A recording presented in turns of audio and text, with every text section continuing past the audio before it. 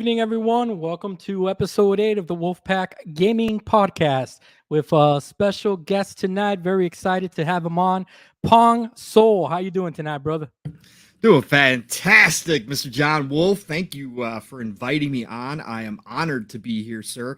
I take none of these invites for granted. No matter how long I do this, I enjoy coming on and talking to anybody who's got just a positivity, a passion for this industry, and you certainly do, sir. So it is my pleasure to be here. Thank you again for inviting me and having me here. It's going to be fun, man. Let's do Appreciate it, this. Pong. We're gonna have some juicy drama topics at the back end of the show. We'll get into that, man. But we're also gonna get to know you, Pong. And like I like to introduce everyone when I do this show. It's more for me, man, more than more than the audience. Because I mean, I don't have a lot of subs, man. I mean, maybe one day we'll get to there. But right now, man, this is all for me to kind of get to know everyone in the community, kind of get to know each other and stuff like that. So I'd really love to get to know about your gaming background, Pong, what you started with. I'm kind of getting a vibe off your name. I think I know what the answer is going to be, but yeah.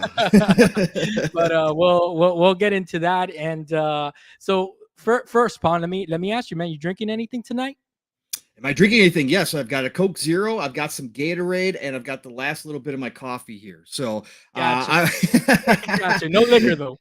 Nope. I've had all my party decades. Okay, so look, I'm an older dude. I've had my party decades. I don't drink very often anymore. When you start watching your health and you really get into it, alcohol is not the best for you, no matter how limited it is. But every once in a while, I will have a glass of scotch. I'm a scotch drinker. So that's where I'm at now in my life.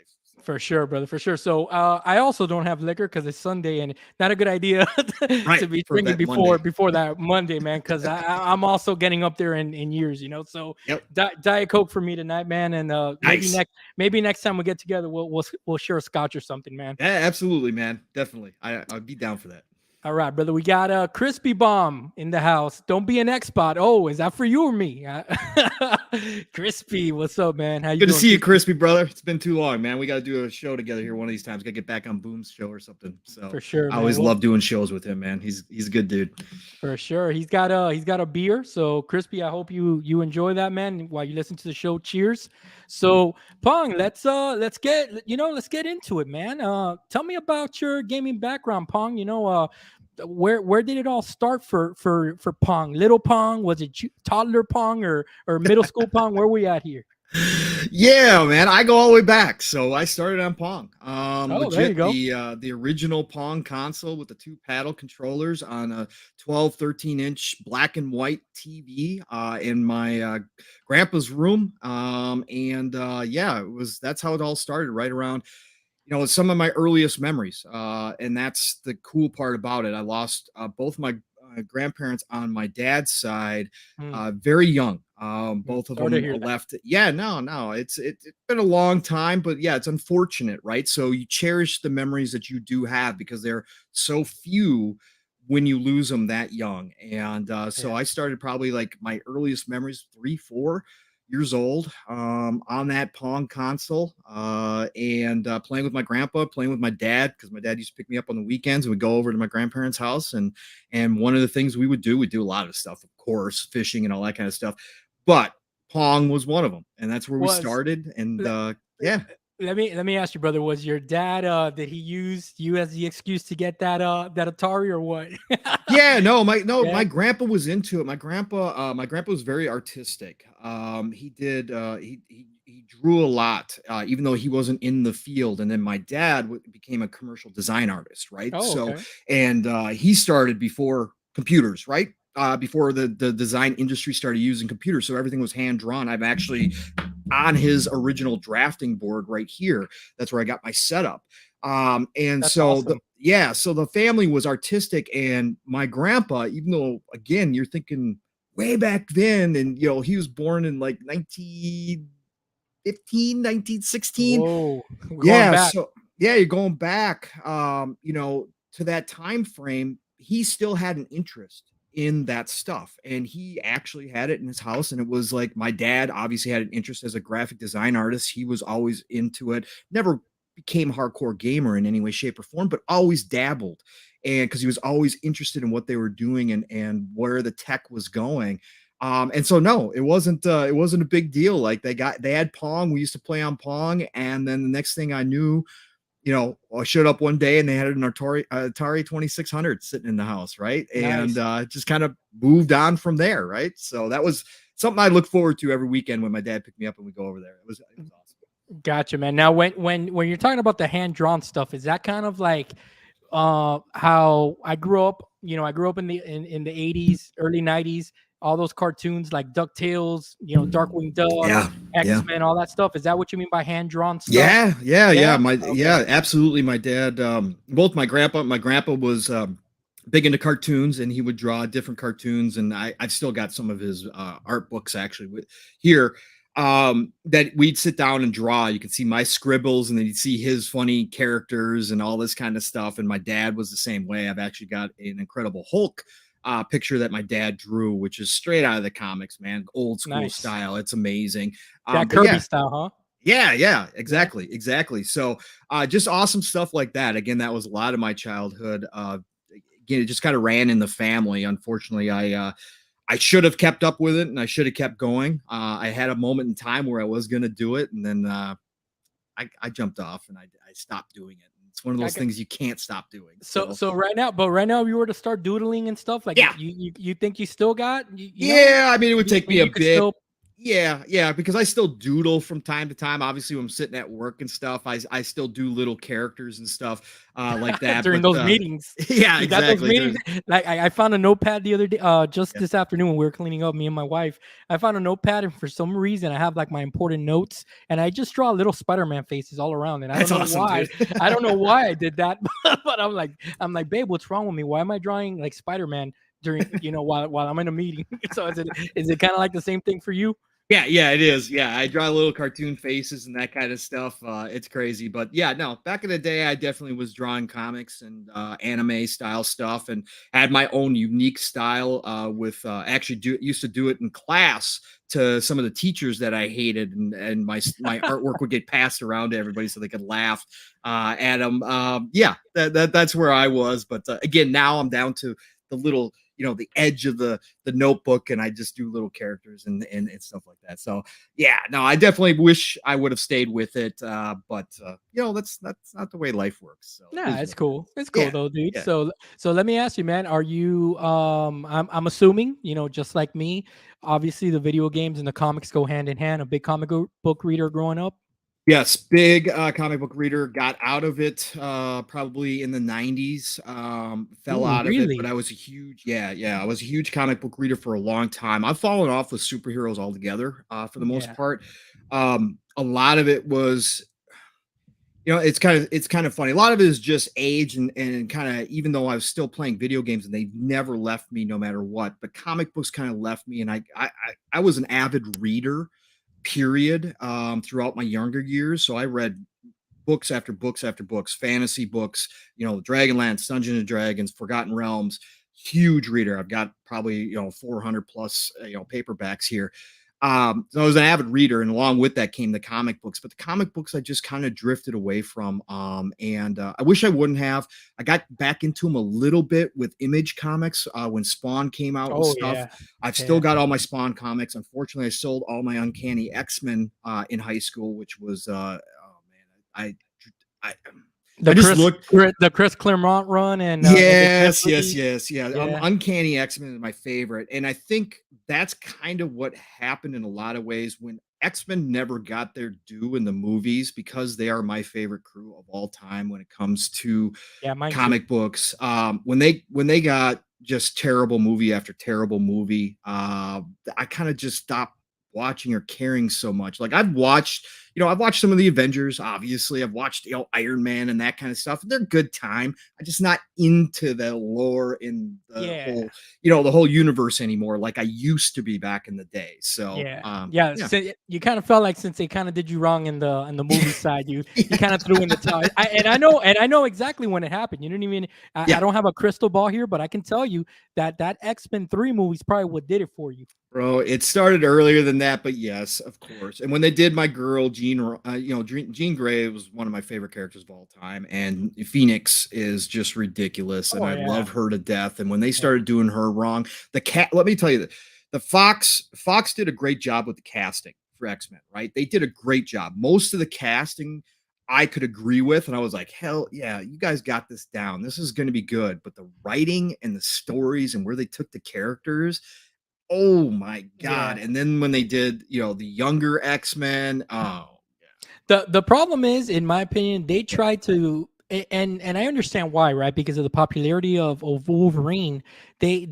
made it centralized, around Wolverine, and I think that was the problem, because they didn't give Cyclops his due.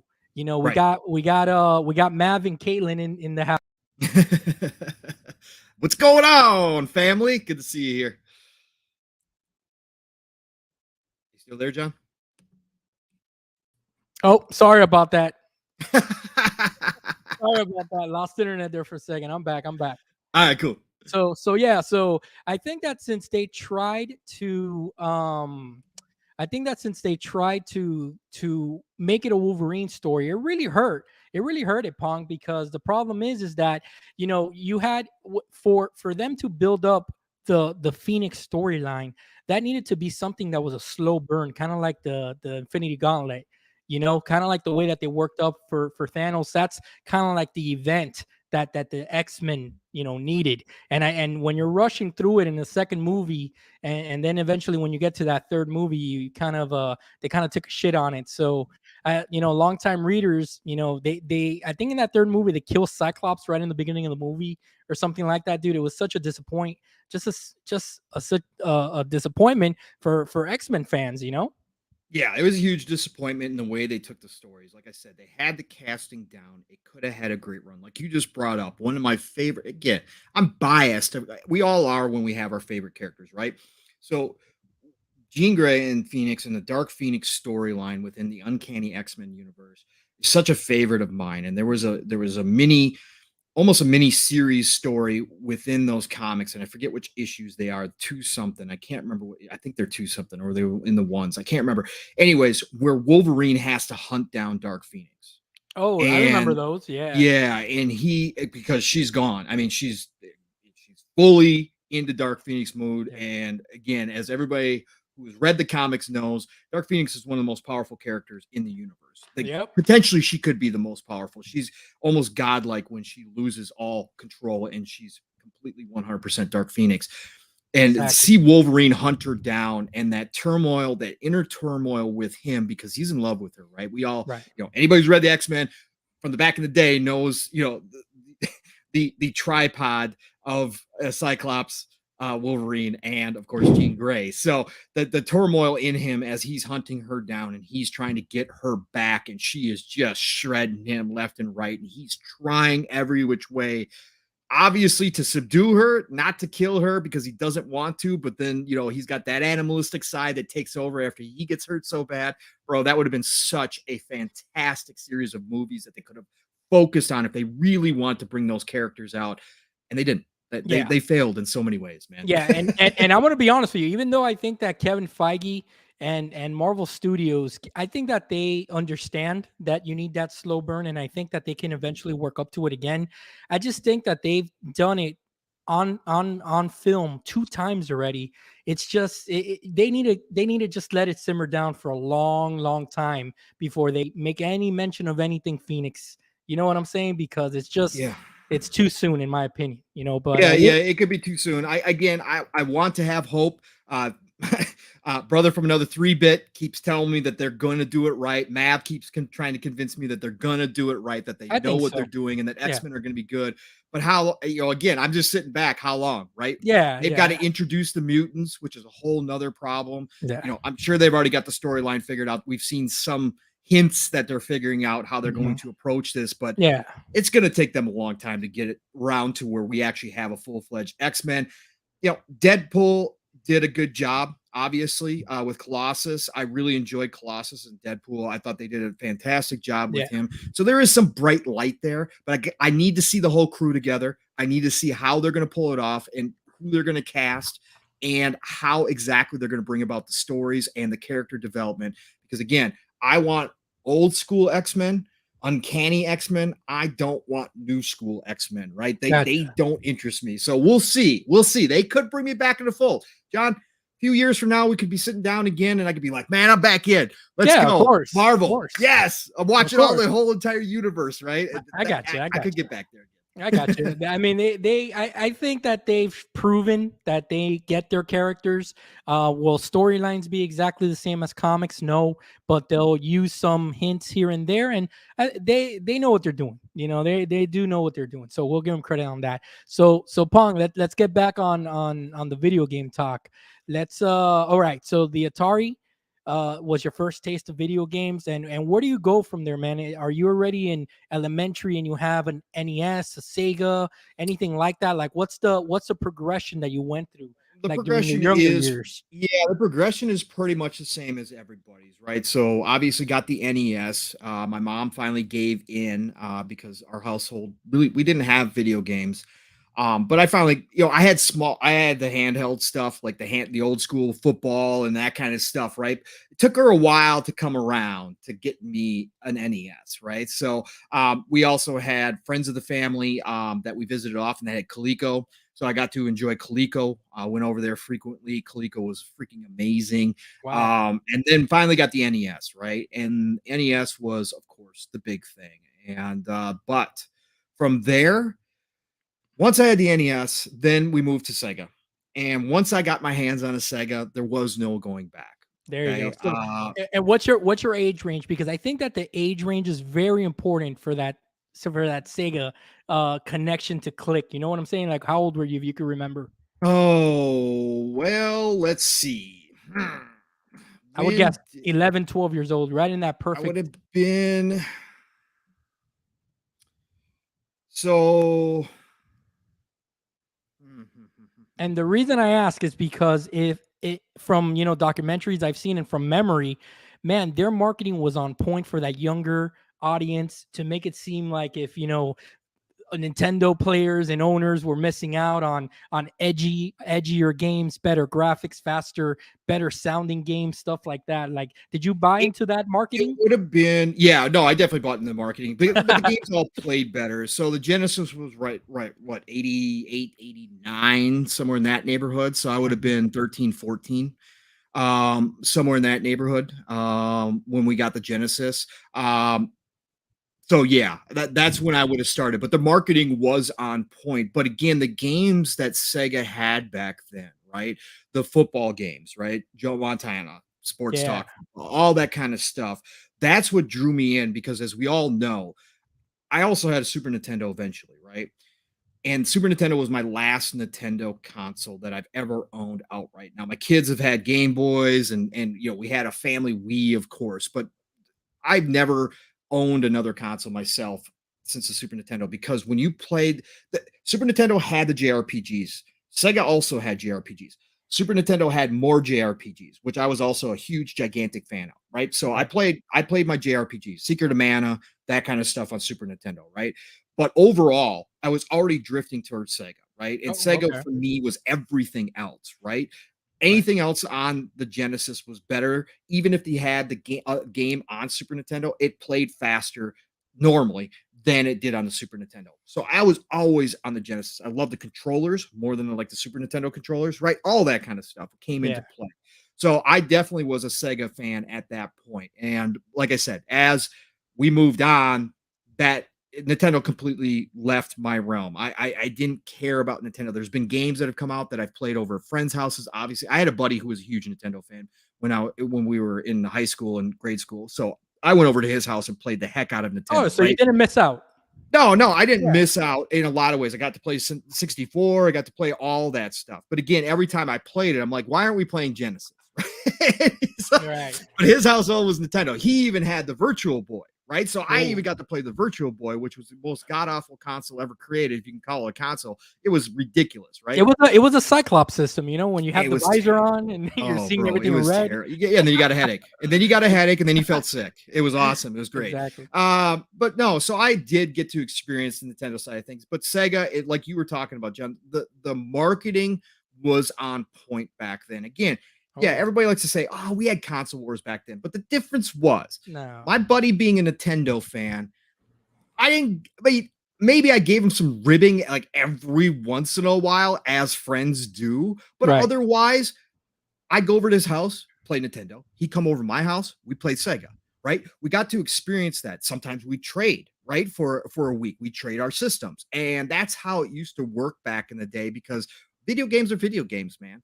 Right. But that was a fun time. Obviously, Sonic became huge, you know, right next to Mario, competing directly with Mario. And again, there was nothing like Sonic on Nintendo as far as the speed. I mean, it blew your mind when you first fired up Sonic. Like, Yeah. how is this possible? Right. And then they add Sega CD, right? And then that takes it to another level, right? And then you got the 32X, and that Right. takes it to another level, right? Right. You got the stack going, right?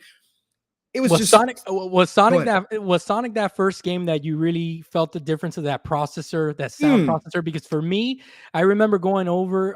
There was a the, one of my friends in the building I used to live. He was already in middle school on his way to high school, and I had just started middle school, right?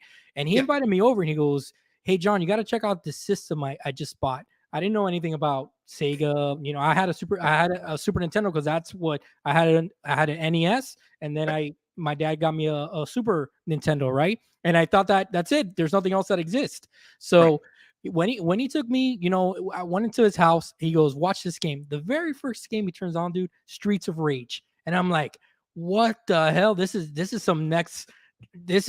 some next gen stuff right here." And that Mm-hmm. sound started pumping, dude. And I'm there. Let me tell you, man, I ate it up. I went downstairs. I go to my mom. I need you to go right now to Toys R Us and get me this, please. I begged her for like a month straight. My mom saved up for a few months, and eventually I got it. But man, it was like I couldn't believe it. I was like, I can't believe that there's other systems that exist in the world. And that's, that's that's hilarious, brother. I understand though. Again, it was funny, but it went down that whole generation was so special because both companies were at almost their peak in my eyes, right? Now, some can argue that Nintendo went on to have bigger moments, right? But both of them were in such heated competition. The gaming industry was just starting to grow beyond the normal younger kid stage, right? Where older kids like myself, like you, in our teens, were starting to continue to play video games, whereas generations before that, it kind of had ended. It was still considered a kid's toy, right? yeah, But we had these two companies, powerhouses of the industry, the two companies that took the industry to where it was at that point and were growing it. And then they had these huge marketing campaigns and they were at their peak performance competing for all of our attention, right? And all of our money, our parents' money, right? At that time. And the PCs were just starting to come along. But you had these consoles and it was just such a great time because they were both putting out such incredible content at that time. Again, even though I've outgrown Nintendo, I respect them for their position in the oh yeah, industry and what they did, right? But I can go absolutely, down the list of what they brought, right? When Sega would do something, Nintendo would counter it with something, right? And right. that's how it worked. And then, like I said, just for me, most of the games that were on both systems, take Aladdin, for example, right? Aladdin was freaking fantastic. Oh yeah, But everybody who plays Aladdin, except for a few people, and I've seen a few people in this community, funnily enough, still trying to claim the Super Nintendo version of no, Aladdin no, superior. No, no. bro, Sorry, it's not not even, even close. not even close. And how It's about not even close. and how about the Yeah. Lion King? Remember the Lion Lion King? King, Epic, exactly. dude. When you had to jump on Right. top of the giraffe's head and with little Simba and go around, dude. That platforming stage, Yep. that was awesome, All of man. that stuff. And if you put them up today and sat down some of us gamers from the community, even ones that haven't played back then, and asked them to play both versions, guarantee you would be like 9 out of 10 people would say the Sega Genesis version Yeah. is better, right? Shadowrun, another great example. I was a huge Shadowrun fan, right? The Shadowrun on Sega Genesis versus the Shadowrun on Super Nintendo. Two completely different games. Okay, two completely different games. Sega Genesis version blows the Super Nintendo version out of the water. It's crazy. But you had, again, Sega had Sonic, right? They had, all the processing stuff that you just talked about. They marketed the hell out of it, had that whole we do what Nintendo don't, all that kind of stuff, right? And then you have Nintendo come out with things like the FX chip, right? And Star Fox, right? And bro, again, I'll admit, when I went over to my buddy's house and played Star Fox for the first time, I was like, Holy shit. "Oh, whoa, what is Yeah. this, man? This is like really cool. Like we got Sonic that goes faster than anything Nintendo could ever attempt to do But on this the is some screen. futuristic shit right This here. is this is on another level right here, man. This 3D and a cartridge. Right. Oh, this is something special. So that was the great part. They pushed each other, and that's why where we are now, and we'll get into it later, but where we are now with the industry being as healthy as it is and having PlayStation, Nintendo, and Xbox all on the basic same level now. Again, Nintendo's doing their own thing; they always have. But Yeah. I'm just saying that the industry's so healthy. You got this competition now, especially between PlayStation and Xbox, pushing each other to do things and to do more Yeah. than just getting by and being satisfied with your customers, right? And saying Right. we got enough. This is good. We're happy here. No. They keep pushing each other further and further in the industry forward. That started back then. That was fantastic. You mentioned a couple of things that I want to just touch on real fast. So you mentioned that back then the console warring, how it was different, right, amongst us Yeah. friends, and like right now, if you were a Sega Genesis owner, I was a Super Nintendo owner, we would want to talk to each other because we would want to just feed off of each other's synergy and talk about what we're missing out on and be like, hey Pong, can I go over your house this weekend and try out that Sega? And you would be the same with any Super Nintendo games. But Yep. I think that the most important thing, right, about the whole console war thing back then is that there was still a level of respect, Pong.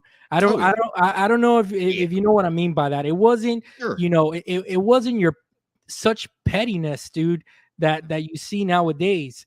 That like I saw a tweet earlier today that I just started laughing at, right? And it said something like, "Oh, what are Xbox gamers gonna do when God of War Oh, yeah. Ragnarok I comes saw out?" I saw You that saw one. that, Yeah. right? And I'm just there. I'm like, who in their right mind will fucking write this? Like, are you a fucking idiot? Like, you know what I'm saying? So I see shit like that, Pong, and I'm like, that's the type of petty shit that Yep. I maybe it's some people trying to get a rise out of people or whatever. That's kind of why they probably do it. But I mean, for you to write something like that, you got to think twice, man. Because Yeah, you know, and some of it does come with the fact that gaming moved into the adult age group too, right? Mhm. And adults do things like children sometimes. A Yeah, lot of us, we don't we're grow up, right? yeah, we're all guilty of it. We're all Right, guilty right. of it. We're all guilty of Yeah. it to some degree, right? And there's different levels and there's different areas. It really, for me, when I look back, like the kind of sports team mentality really started with Mortal Kombat. And I Oh was yeah. working at and I was working at Funkoland at the time when that Mm. hit. And that's when it really started, right? Because even us as employees of Funkoland, like when somebody came in and asked for Mortal Kombat over on Nintendo, it was like, why? Are you sure? No, Are you why? sure? You do understand you don't get like red blood, right? You do understand that like It's they've sweat. It's censored it. sweat, Pong. Okay, it's Right. sweat. It's sweat. Right. You know you're not getting the full Mortal Kombat experience by buying this, right? Are you sure you don't want to move over to Sega and get the full combat experience, right? Are you sure? I mean, it did start there when we were working at Funkoland. And I saw it. I was in the front lines during the release time. It was crazy, man. But that's when it started because again, that's what I'm talking about. Like Mortal Kombat was such a kind of a spark at that moment It was a because phenomenon. it was a phenomenon. Like Yeah. there was a lot of older people playing like the Maddens and the NHLs, right? Of course, that was already kind of a thing. But when Mortal Kombat hit, that was a mature rated game. Like there was, there was politicians coming out against it being released. There was all this talk. Parents were like, "Oh, my kids aren't going to get this game. It's so violent." Yada yada yada. That really started the adult movement because then more adults started coming in and playing something outside of the sports games. Sports games always kind of transcended the age once people started getting their hands on it. Once Madden started getting big, NHL was huge back then as well. Once both of those started to grow and really become kind of the pinnacle of sports gaming, more adults started playing them, and they would justify it. Oh, well, it's football, it's hockey. Get down with the with the bros, and we're gonna play some football, we'll play some hockey. It's fun, Yeah. but I'm not playing any of this other kiddie stuff, right? Yeah. And it was that kind of mentality. And then Mortal Kombat hit with that mature rating, and all of a sudden everybody needed to go get Mortal Kombat, right? And if you weren't playing Mortal Kombat, what the heck were you doing, Yeah. right? Yeah. So You're missing yeah, out. it was one of those moments in time that I'm glad to be a part of, because I did see it on the front lines. It was fun. It was an awesome time to be around. But again, we did do some what would be considered console warring on the front lines. We've heard, GameStop employees nowadays still do it, right? To a certain degree. We heard how many times have you gone and asked for an Xbox game last gen, and they're like, Xbox? Yeah. PlayStation, you mean? Yeah. I've had that myself, right? So that always happens in human biases. But it was just a good time. It was a good time. But now Yeah. we've kind of escalated beyond that. And again, this is kind of the history thing. So not to get into console war thing, but it's escalated beyond that, because now Yeah. more people than ever before are playing video games. And like I've always made the analogy, if you have a party for 12 of your closest buddies, chances are nothing big's going to happen. If those 12 of your buddies invite 5 people each, and all of a sudden you got a house full of 70 to 100 people, there's a good chance that somebody there is going to cause some problems, right? Right. Well, that's Right. what happens when things get popular, like gaming, right? More people you have playing, the more different types of people you have coming in that like to do this kind of stuff. So That's true. That's it true. is part of it. Yeah. And I'm gonna tell you the last thing I wanted to tell you that I jotted down here when you were talking Yeah. about the differences with Sega and Nintendo, right? It's funny, Pong, because the other day there was I picked up Doom Eternal and Doom on the Switch, right? Because I mean, Doom is probably my favorite first-person shooter that has ever come out, right? Especially the Yep. 2016 Yeah. remake. I mean, it's software. They did something special there. So even playing those two titles, Doom and Doom Eternal, on the Switch, the visual downgrade is so like great compared to the Xbox, right? Oh yeah. But Yeah. but but here's the thing: I'm playing it and it's giving me those Nintendo vibes because, and again, it's not to knock them, it's not to No. knock No. Nintendo and their No. consoles or anything like that, but it's like, in a way, it's like it's Nintendo. It's all right, so it's true throughout. At least my upbringing with Nintendo products, it's always been known that the Nintendo console was not always the strongest. You know what I'm saying? No, and they tried. That's the Yeah, biggest thing. And Mav's in the chat, and he has rants about this all the time because he wants Nintendo to try. At least they used to try, right? Even if they weren't the most powerful, they at least tried to be in that space. Now they have yeah, no need to. They don't care anymore, right? yeah, They've insulated themselves. They built themselves an entire space where they are comfortable. They have this fanatical fan base that buys anything stamped Nintendo on it, right. right? They've got a fantastic business model where they make money off of everything because they're not cutting edge anymore, Yeah, right? So they make money, they make dollars off of every single purchase that a consumer makes, which including is cardboard. including cardboard. Yeah, exactly. Including cardboard. And the thing is that few companies reach that level of echelon. Few companies. Apple's one of them, and Nintendo's one of them. And you can tell that Sony is desperately trying to get there. Sony is desperately trying to get to that upper echelon of Nintendo and Apple, and they're almost there. If you ask me, they're right there. They haven't crossed that line yet, but they're right on the cusp of it. That'd be the worst case scenario, right, for Sony. Worst case, because Jim Ryan doesn't want to be in that Nintendo space, right? As much as they want to keep the mystique of PlayStation, and they talk about premium content and all that kind of stuff, as much as they want to keep that mystique going, he doesn't want to be in the same small pond as Nintendo or create their own small pond. He's talked about how he wants to go beyond the capped console space, right? That's true. Whereas Nintendo's happy. Nintendo's fine. They don't care. Again, like you said, most businesses don't get there because it's an adapt or die situation. Nintendo's unique because they've insulated themselves from what normally would kill off companies. If you're not innovating, you're dying in business, right? Yeah. Especially in tech, right? Nintendo is immune to that, right? They can go backwards they're not even making like legit consoles anymore, right? It's the strength Everybody's of their IP. correct. It's yeah. That's what they've done for themselves. Whereas PlayStation, worst case scenario, they would wind up like Nintendo. I've said that from the beginning, right? Mm. Worst case scenario, they could form their own pond just like Nintendo. What would that mean though? It would mean that they have to change their business model because they'd have to make money off of their hardware And you know because they what? can't take that loss if you're going to Yeah, do that, right? that So, makes sense. And you yeah. know what? Now that you say that, let me go back a little bit because you kind of made me rethink this. So maybe what I was trying to say in a better way is that Nintendo has reached that Disney level where Mm, Disney has their IPs, yep. and Disney's Disney, man. Like no one can compete. You know what I'm saying? And I think that that's kind of like Nintendo, how they've got into that same level as Disney when it comes to strength of IP and stuff like that. And Sony's almost there with their IPs, is what I meant. Better to say, like the Mickey Mouse iconic character, Mario iconic. You know what I'm saying? Kind of. That's the route that I see. All right, Yeah. brother. So tell me. All right. So Sega kid for sure. Yeah. Um, 100%. I know that. Still I to know. this day. Yeah. I just said this the other night. Look, Sega comes back with a console tomorrow. Sega comes out and says, "Look, we partnered up with somebody. I don't care who it is. Apple, I don't care whatever. We're going to come back in the console race. Guess who's going to be console warring? This Yeah. guy right here. I will have my anti-Xbox, PlayStation, and Nintendo's channel, and I will trash them all day long while pumping Sega. Okay, There you that's how go. deep my Sega roots go.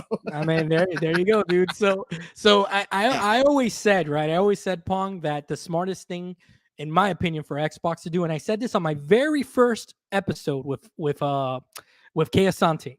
Yeah. I am a firm believer that if Microsoft would rebrand, if they were to acquire Sega and rebrand in Japan as Sega, they'll go so much further, dude, than they could ever go with Xbox. But that's what my opinion. You know what I'm saying? And I You believe it. may not be wrong. Looking in the crystal ball, I see why you think that has potential. It would be an interesting, let's just say, it would be a very unique approach to the problem they do have in Japan. Let's put it Just that just way. rebrand, brother. Rebrand. Everybody loves Sega over there. I mean, that's a household name, You're right. but Right. Phil, come on, man, if you're listening. $1 million ideas, man. For Telling you. sure. All right, Pong. So obviously we know, everyone listening here and us for sure, we know PlayStation kind of took out, Sega. Took them out of business, man. Took them out of that console race. Mhm. And talk to me about those PlayStation systems. Were you a PS1 owner, PS2 owner? Yep, Yeah, picked I them up. was absolutely. Again, Sega did their own harm. I'm not one of those guys who blames Sony completely, right? I'm not one of those guys. No, no, I'm a realist. I know what Sega did wrong back then. Again, they started their downfall with the Saturn. right. There was infighting between the Western and Eastern corporate divisions. That was the Uh, biggest thing, I think. so much, man. Yeah, There's so much. The Sega story is just so sad on so many levels because they were on top of the world. Like it it's a was them, and shame. yeah, it really is. It really is.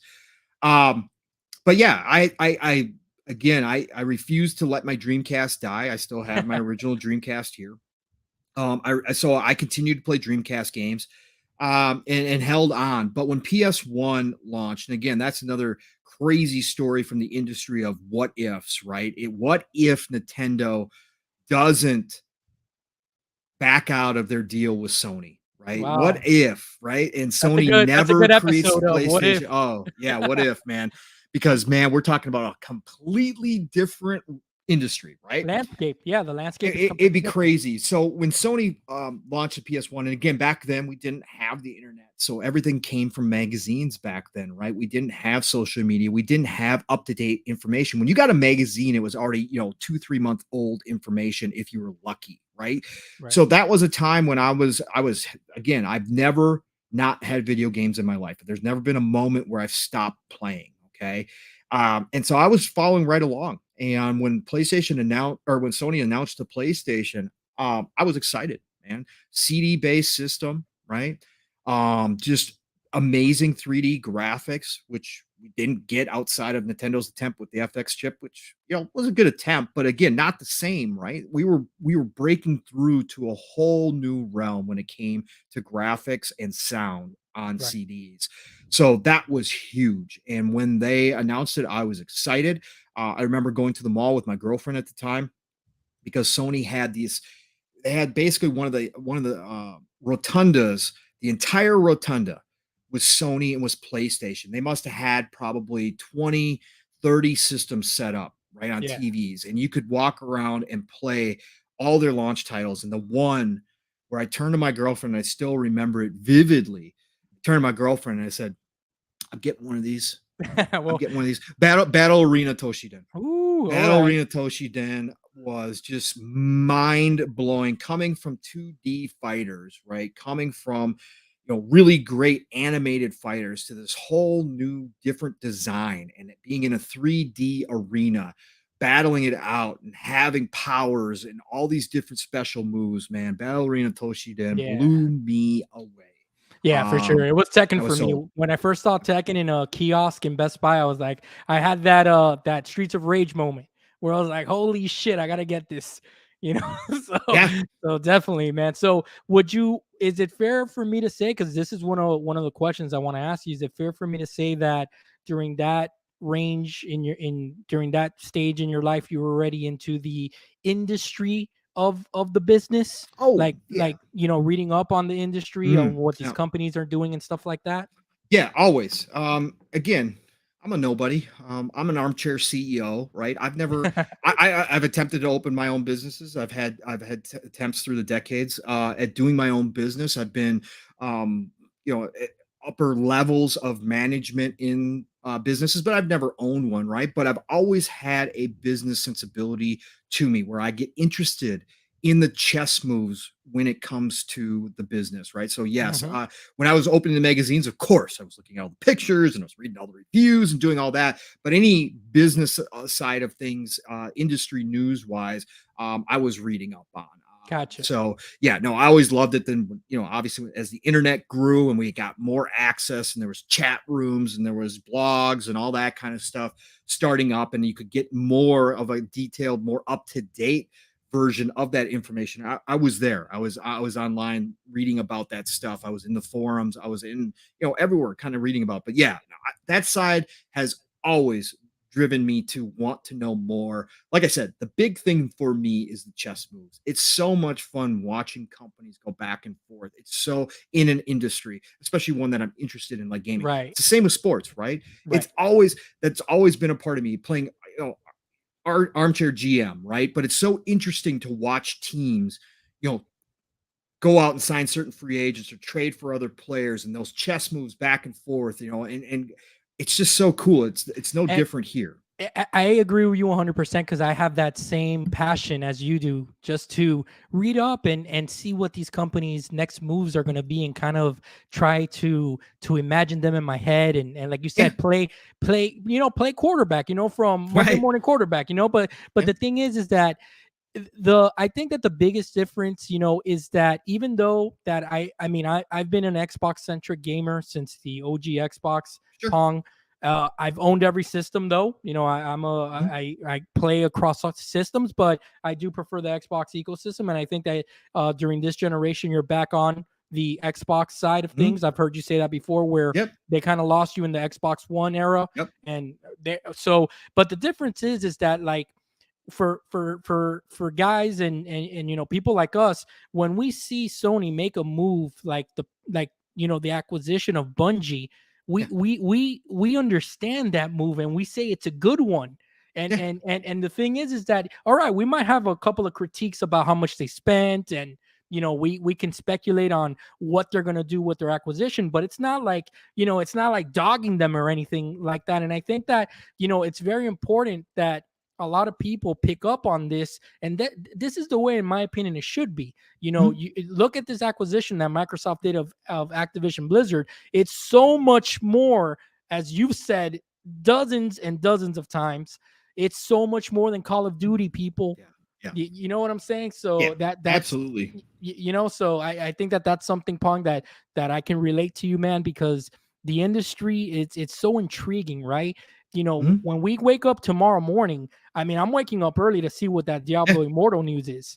Yeah. Because I'm And super Tim excited for that. and Tim said last night on the shop that there might be some Xbox news too. Oh, all right, there you So go. yeah. That's right. He did say that. He did He say said that. watch out for Monday. There could be something dropping. He Ooh, hinted that it was that they were this week most likely going to announce what they were going to do for the showcase, dates, and all that kind of stuff. So nice, yeah, but nice. there might be something more too. But yeah, that Diablo Immortal stuff is going to be cool as well Yeah, for sure. yeah, and for sure, Xbox got they kind of have to pick up that momentum again because they had it for a while, and then that Activision Blizzard news came around, and they kind of slowed down the train. We understand why, Yeah. they want this deal to go through, and we know the chess pieces like we were just talking about. But Yep. in my opinion, it's the season. It's season. This is preseason right now, right, Pong? It's time to get the ball rolling again. So all right, man. So PlayStation owner. Yep. PlayStation 1, PlayStation 2, never owned the OG Xbox. Borrowed Never, never owned it. never owned it. Never And owned it. is there a specific reason why? Was it a monetary reason? Was there It's just the it's game? always budget, but I never look. I had buddies who owned the OG Xbox, obviously, so I Okay, got my fill of got Halo. you, got you. I borrowed one buddy's system for like almost I don't know, I think it was like a month, 2 months at one point. That's when I played Morrowind and had my mind blowing, right, and Yeah, became a Bethesda fan at that point. But really, I just didn't see any reason because I never gravitated towards Halo, right? And it was always Halo. There was other games like Morrowind that didn't come anywhere else, right? yeah, There was these other games, but I had so much to play on my PS2 and my Dreamcast. I had a Jaguar, right? I bought the Atari Jaguar, right? So I had all these systems that I was still playing because again, I'm not one of those people as much as I love seeing what's coming, the new stuff. I still go back to old stuff and play. So I had so much. I mean, PS2 era was ridiculous with the shout amount out of games, right? to Aliens versus Predator on that Right. Jaguar, Pong. Bro, that game needs to be redone and brought Yep, back these days. There's versions of it. I've got the 360 version over here. It's not the same. If they yeah, just take what the Jaguar did and brought it up to date, it would sell like mad, man. That game was absolutely. hard and it was fun and there was nothing like it at the time. It was a special game on the Jaguar. The Jaguar had so few and far between games that were good, but that game stayed in the Jaguar constantly. Yeah, And I was a bachelor at the time. We had a bachelor pad. People would come over, and again, I never had like the hardcore gamer friends out there like that gamed like me, but I had a lot of friends who were casual gamers who enjoyed gaming. They'd come over to our house because I had the systems, right? And we play, we drink and we play, right? But every time they'd come over, they'd be like, "Can we fire up Aliens versus Predator, please?" hell yeah, dude. That Yeah, shit was awesome. I remember watching the commercials, right? Because unfortunately my mom couldn't get me one. I tried really really hard, but she's like, "Listen, I just got you a system like a few years back. You're not getting another one." So I was like, "All right, mom." So yeah. and I didn't have any friends that had a Jaguar either. But I remember Right. watching those commercials, dude, and they would show the Batman game. I think it was Batman Forever or Yep. Begin or Batman I forget. Forever. Yeah, It was Batman. Batman Forever. There you go, Batman Forever, and then they would Yep. show the Aliens versus Predator, dude. And Yep. and again, the marketing always got me when I was younger, Pong. Yeah, of course. Of Like I would course. see those cartoons, and the same thing with because I was used to the comic books, man. You go into the comic shop and you just see a cover and you pick it up because it looks cool, Yep. that's pretty much how I grew up, So and I bought into the hype as well, John, on the Jaguar, and that's the last time that I bought into the hype, right? And that's what made me the gamer I am today, right? right, So everybody knows I'm a budget gamer, so I don't go and spend every single dime I have. I can't, right? I've had no, families, no, I've raised families, multiple families now. There's other things in life, and yeah, I you don't grew have the up, job yeah, yeah, that pays me enough to go and do buy everything for this hobby, right? So for me, I became a budget gamer, but also for me, the Jaguar was the last time that I bought into hype, right? I had bought into hype on the Saturn and the Jaguar, right? and you got burned twice. Right. The Saturn less so because I will still say the Saturn was an amazing system for the games that came out. You can go through and pop in almost any Saturn game and say it looks good and it Yeah, plays well. The that's true. problem being is it was just like the PS3, it was so hard to develop for Right, that developers couldn't or they refused right, to, and that's what really cost Sega on top of a couple other things. But that was the main problem with it. But it still was a good system at the end of the day, and I had so many great games and so many memories on the Saturn. I at least can say that with a Jaguar again.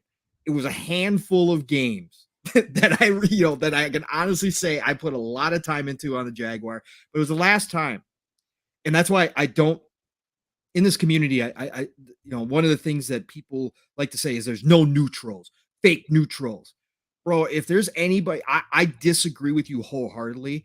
I will say that you're correct that you may not be neutral in any one given generation because you will always have one system that you favor over another system. But Right.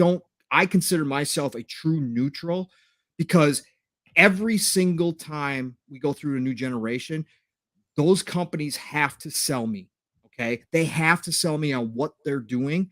And it has to make sense to me. And it has to be worth my time and my money to invest in their ecosystem. That's You have huge. to win me over. Again, never owned an original OG Xbox, right? PlayStation 2 guy, still had my Dreamcast, had my Jaguar, all that kind of stuff. 360 generation shows up, reading up on the PS3, reading up on the Xbox 360, all the news back and forth. Xbox Live is growing, all that kind of stuff, right? PS3 is having all these problems. Price point comes out, right? Ridiculous. I'm hearing the devs having problems with developing for the cell processor. All that information's out there. Xbox seems to be doing everything right.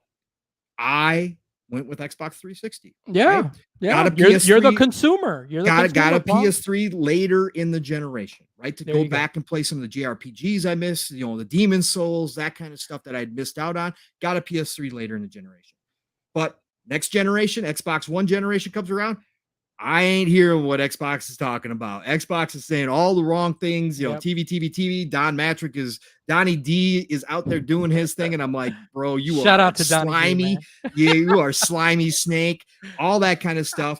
PS4, on the other hand, goes back to the basics again, changes their whole business model because of the pushback Xbox gets. We Right. don't know any of that until after the fact. They come out and showcase, say, here's how you trade games, here's how you share games, that whole thing.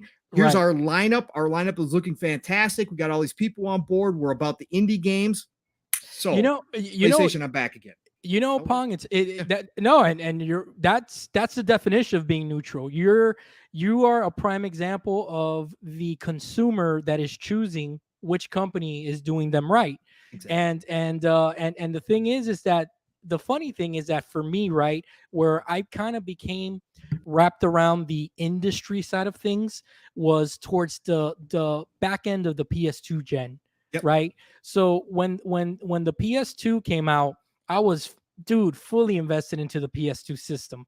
I remember those SmackDown wrestling games came out. Me and my cousins used to do events over every Friday, and it was so much fun, man. But the thing is that even when Microsoft announced their system, I was like, oh man, Microsoft announcing this big ass, black, huge box that looks like looks like a square brick, you know what I'm saying? And then VCR. this huge VCR, and then this controller that was made for King Kong. You know what I'm saying? So I'm looking at all these things, Pong, and I was already so like, this is not gonna work. Okay. So I've said the story before, what was my aha moment.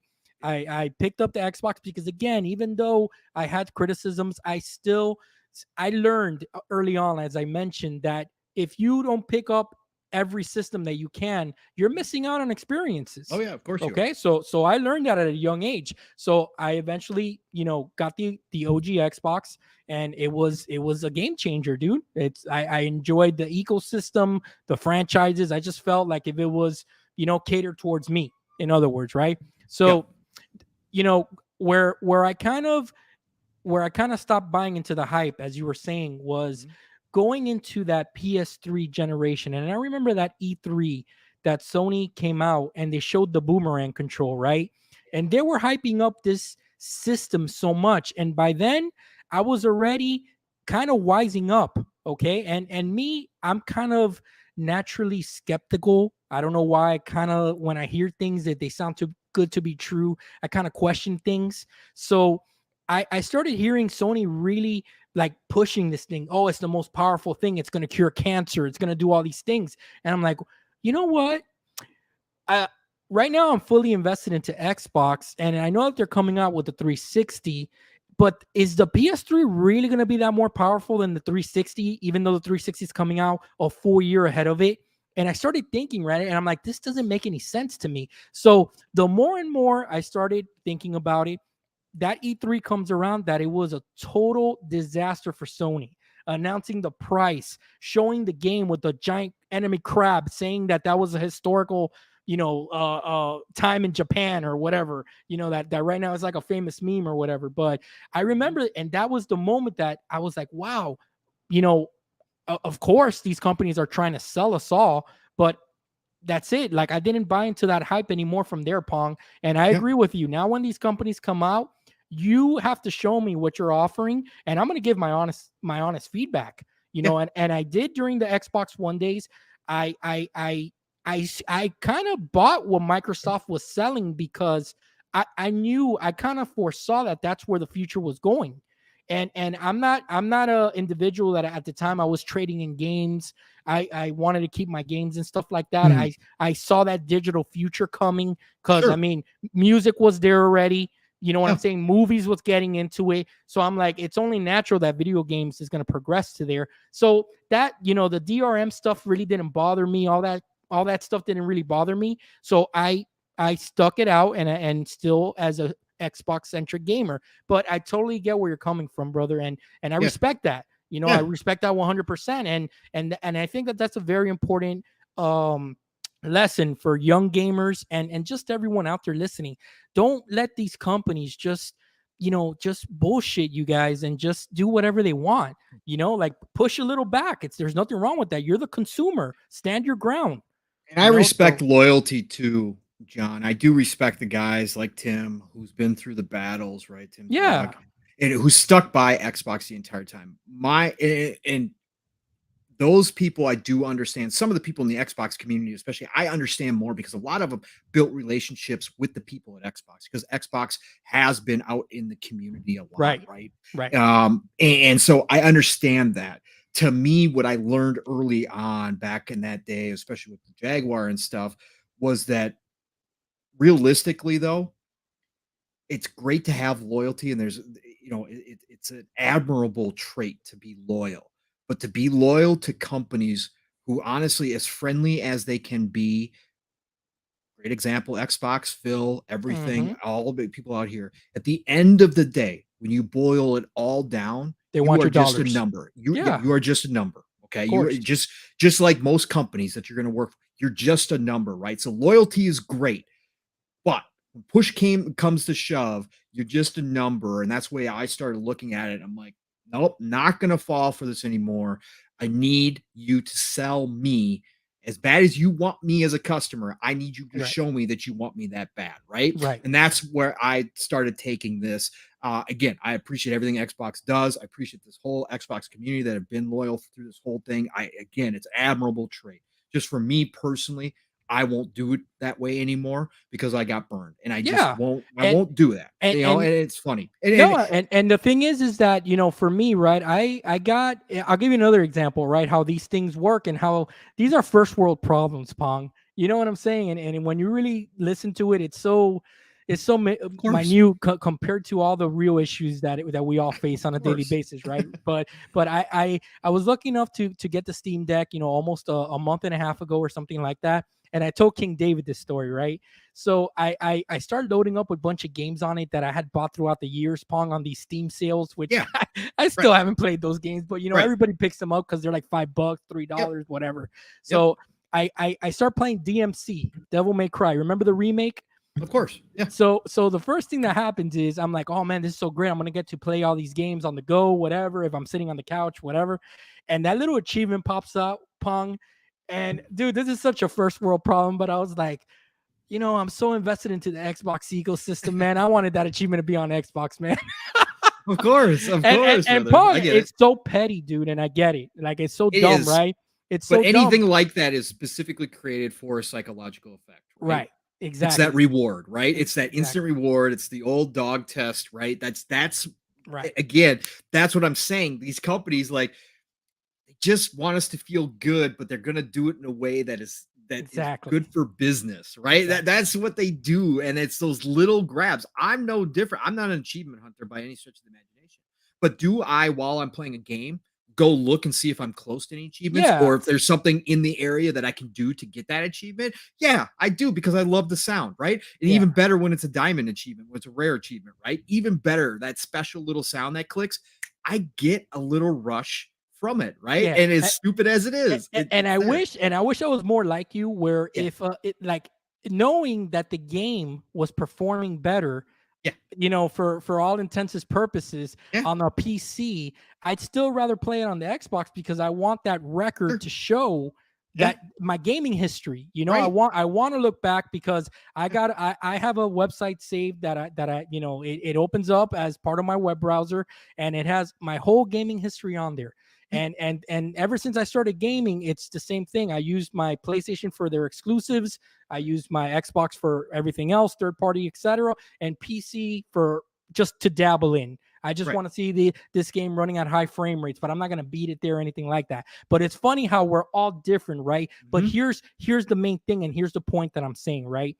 And this is where I'm getting at. Even Yeah, though that I've admitted all this to you, yeah, I'll be damned if I'm gonna let Xbox come out here and say, "Hey, the next Halo is gonna be $89.99." yeah, right. I'll be Yeah, like, I'm gonna of pass. course, of course. Yeah, and that's the difference. You see what I'm saying? Yeah, That's the difference. You got to know that's when to push back, and you got to understand that as a consumer, there's nothing wrong with doing that. That's just all I'm trying to say. Oh, that's how you make anybody in business better, right? Is by Right. having that voice as a consumer. If you don't speak with your wallet and if you don't speak out when you have platforms like we do on podcasts to say something, especially when you have a company like Xbox who does listen to their community, right?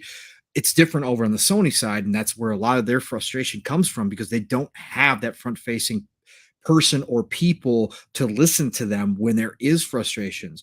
But now that we have that ability, and especially with social media and everywhere else, that we can reach out to companies, we have seen this happen time after time. If you're not doing that, you're not being a responsible consumer, Right. and you're doing a disservice to yourself by Exactly. not protecting what you're invested in, right? Especially when it comes to something like this, which again, like you said, John, and you pointed out, you know, really great. This is a first world hobby that we're talking about here. Right. This is entertainment pure and simple. If you're not speaking out when they do something wrong and being critical, then yeah, you're doing a discredit or disservice to yourself and your wallet and everything that you all the time that you've invested into that hobby and industry.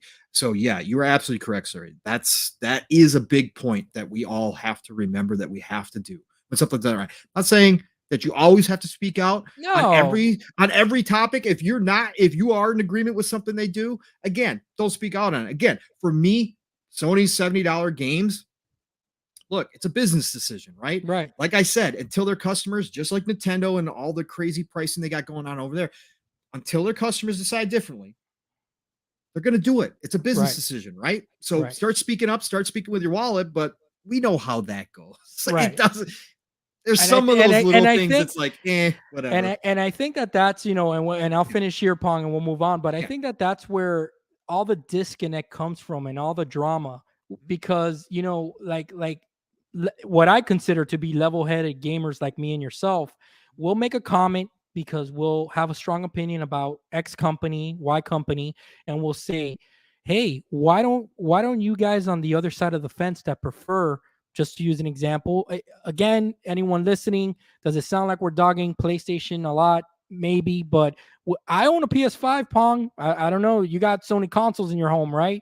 Yeah, You've but yeah. I I mean, don't own a PS5 yet, but I will I eventually during mean, this generation. I do but every single generation. So I'll bet to say you spent thousands upon thousands of dollars on Sony products, so you can speak on this, okay? mhm. And I can as well.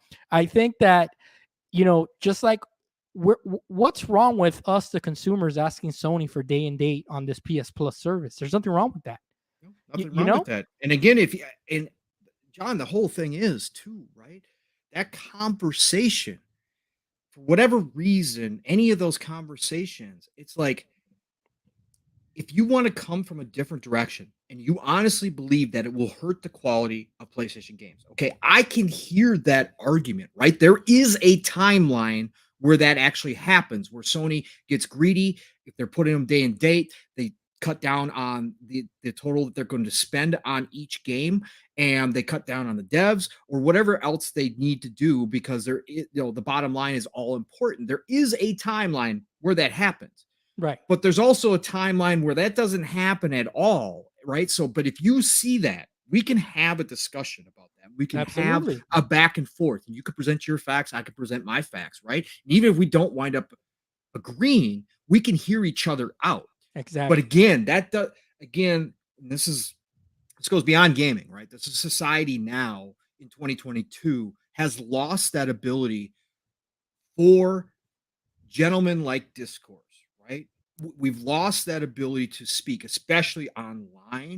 because we're so anonymous here. I mean, not us because we have our faces out here and everything else, Yeah. but for most people, because it's anonymous, you don't have to have that discourse anymore. You don't feel like you have to do that anymore. Now you can just attack, shut down, gatekeep, do bullying, whatever you need to do to not let somebody else speak a different opinion, right? And Right. then that's again, it goes beyond gaming, but we see it infiltrating into gaming, into this community. That's how things work nowadays. Back in the day, it Absolutely. was cool to debate. Now, no, it's better to yell, use use profanity, get personal insults in there, try to shut the other person down. That's cool now, right? Yeah. That's the way it goes. Yeah, And so and that's sad to me because again, I'd love to have those discussions with absolutely. reasonable people like you just got done saying. Absolutely. And you know, Pong, I'm new at this podcast game, but I think that's a good segue for the next topic. Sure, How's go right that? ahead. How's not too bad, right? For Go someone right that ahead, brother. You're a hasn't been doing pro. it You're a for pro already. so let's get, I'm gonna jump one topic and we'll leave the second topic for last. Yeah. Let's this conversation that we're having right now leads perfect into one of our topics, which is the God of War Ragnarok DLC debate. Yeah. Okay. We know that it picked up some steam this week. Obviously, for all the listeners out there, I'm sure you all know David Jaffe. Pretty much was on a show that's notorious for being kind of on the PlayStation side of things. And I guess that the Say that 10 panel. times. Yeah, and hey, if they want to rep PlayStation, that's fine. But it goes Oh, into yeah. but where we're gonna get to this, it's kind of where exactly what you were talking about, that gentleman debate. Okay. And I think that I did listen to it. I don't know if you had a Oh, chance, yeah. Pong. Yeah. Okay. So Jaffe, we all know he speaks his mind, which I respect. Speaks from the heart. Do I think that he is genuine in the things that he says? Yeah, I do. For a living, I talk to a lot of people. I'm in it. I'm a fraud investigator, so I do talk to a lot of people. And throughout the years in my career, I've kind of got the bullshit meter really good, where I know if someone's bullshitting me, right? And Jaffe doesn't seem like a guy that's bullshitting. He just speaks from the heart. Does he say things kind of to draw attention? Absolutely, because that's part of the gig, right? He wants that attention.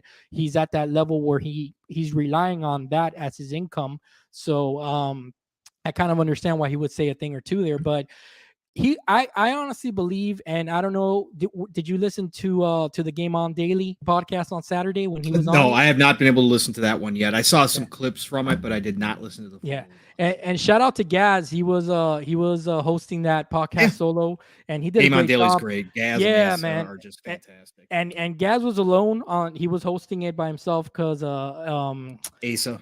Asa wasn't there, Yep. but he was asking the question straight up, and I think he did a great job. So I recommend you listen to it sometime. But talk to me, Pong. What did first? Let's take this and let's take a couple of questions here. First, what did you initially think about it, brother? Like, did you listen to it and did you think more of the same, or did you say, wow, it's a little out of line? Oh, again, as far as what Jaffe said, is that what you're talking about, Jaffe? In his Yeah. DLC comments? Yeah, Yeah. Jaffe's DLC comments. Look, did he say them knowing that it would cause drama, Conversation. conversation, Yeah. and also drama? Look, he's been Yeah. around in this podcasting space long enough now, right? And Mhm. he's touched on a lot of sensitive topics. If you've been watching Jaffe for the past couple years, he's touched on a lot of things that people will not come close to, right? Mhm. And he's done it sometimes in his own way, and he definitely understands the console war, right?